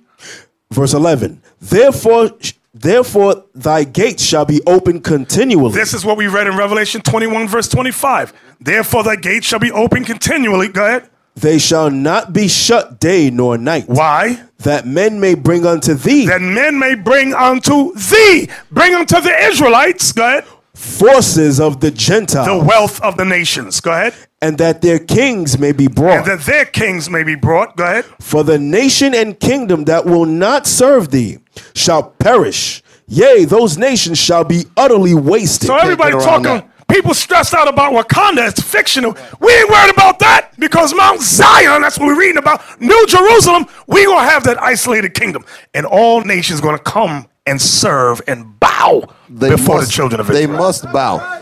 You know what's beautiful about that? Because you know you're going to get some resistance. They're not going to want to bow. That's the beautiful part about it, is to make them bend. Huh? That's going to be beautiful. See, in their arrogance, Right. I like that. their arrogance, they not only did they pass laws so that we couldn't read or write. Right. They said, listen, they're all ignorant now. We could teach them. We don't even got to change their book, the Bible. We could teach them their book the way we want it. God did that. Right. God did that thing. That's why I said the pride of thine heart hath deceived thee. He said, leave it the way it is. They ain't going to wake up. Then they said, you know what? All these artifacts they got all throughout Europe, it's a whole lot. We can't destroy all of it. Let's put it together in books. They ain't going to read this stuff. They're not going to seek out things for the Middle Ages or Jewish antiquities. They're going to focus on Afro-American history. They're going to go over there. Right.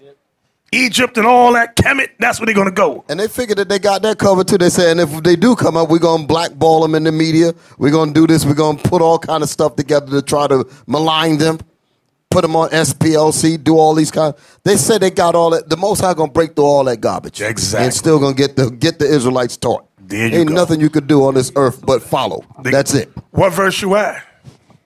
I'm at verse 11. Read. Therefore thy gates shall be open continually. They shall not be shut day nor night, that men may bring unto thee the forces of the Gentiles, and that their kings may be brought. Come on. For the nation and kingdom that will not serve thee shall perish. Yea, those nations shall be utterly wasted. Oh, that's music to my ears. Read on. So Verse- they gonna be saved, Bishop? No, they ain't gonna be So they saved. ain't gonna be saved? They ain't gonna be saved. Read. Verse 13.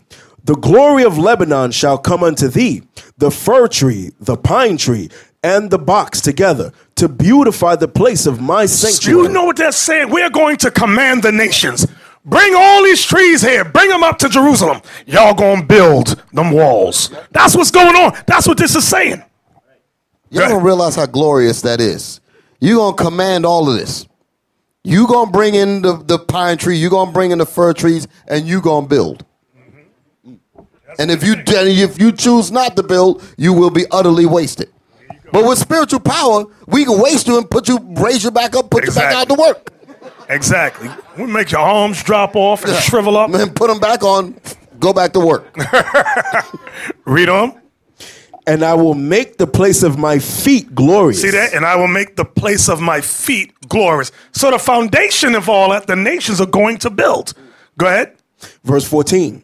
The sons also of them that afflicted thee shall come bending unto thee. I want you Christian apologetics out there to listen good. Y'all going to come bending unto the Israelites. You can mock, you can scoff all you want, but the prophecy says you're going to come bending unto us. And Bishop, we say apologetics on purpose. Yeah, exactly. I'll mess your name up on purpose. I don't care. Not no apologists, apologetics. Exactly. Read that again. The sons also of them that afflicted thee. But they have afflicted us. They've afflicted us physically, spiritually, and mentally in this kingdom. Go ahead. Shall come bending unto thee, and all they that despise thee And shall. because Christianity, I'm going to tell you, Christianity is racism.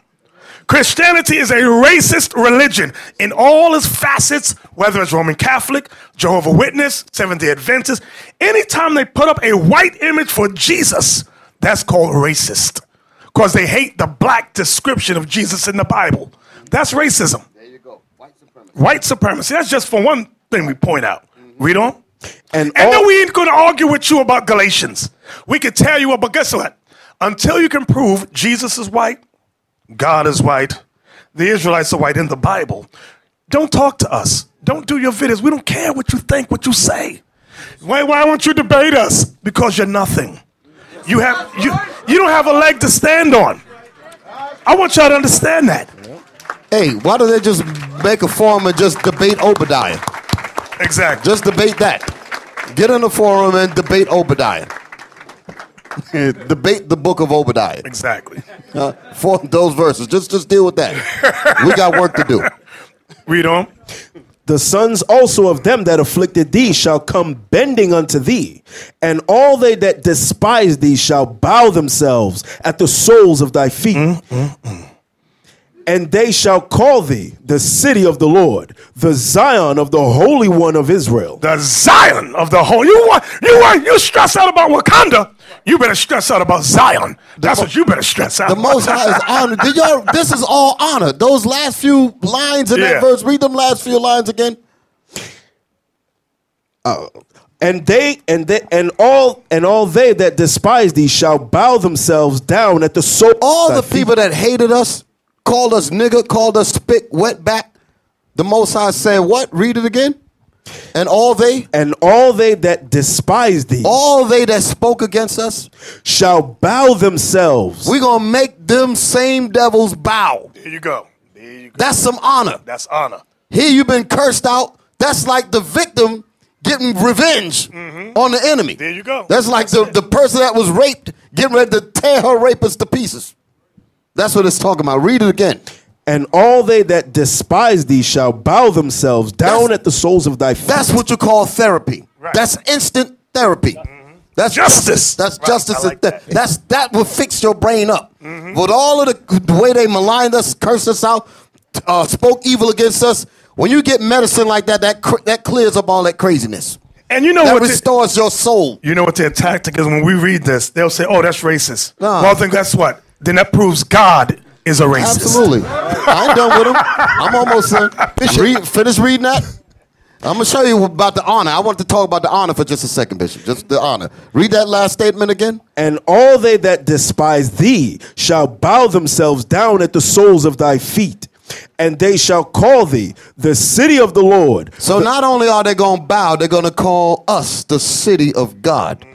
Good. That's what you call honor. That goes with Psalms 149, the bottom part of it, where it says, after we put our enemies in chains, it said, this honor have all his saints. You know what's heavy about that? They're going to call us the city of God. They're going to call us. See, they made mockery of our people in Brazil, calling that the city of God. Oh, you're going to see, they are going to be transformed to the real city of God. You watch. Y'all got to understand that the Most High, he's got the therapy program for us. That's going to fix us up right on, right on. That's so I pray you brothers and sisters gleaned something from today's class. Did you? Yes, did you understand it? Yes, did you enjoy it? Yes, all praises to the Most High. Shalom. This is Bishop Nathaniel of Israel United in Christ. Please subscribe to our YouTube channels. Stay up to date with our latest events, music, and classroom lessons.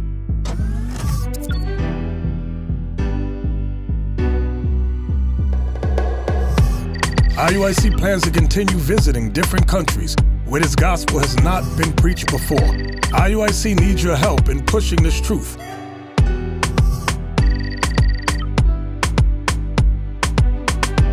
So join us, subscribe to our Instagram, Facebook, Twitter, and podcasts, and stay up to date with us.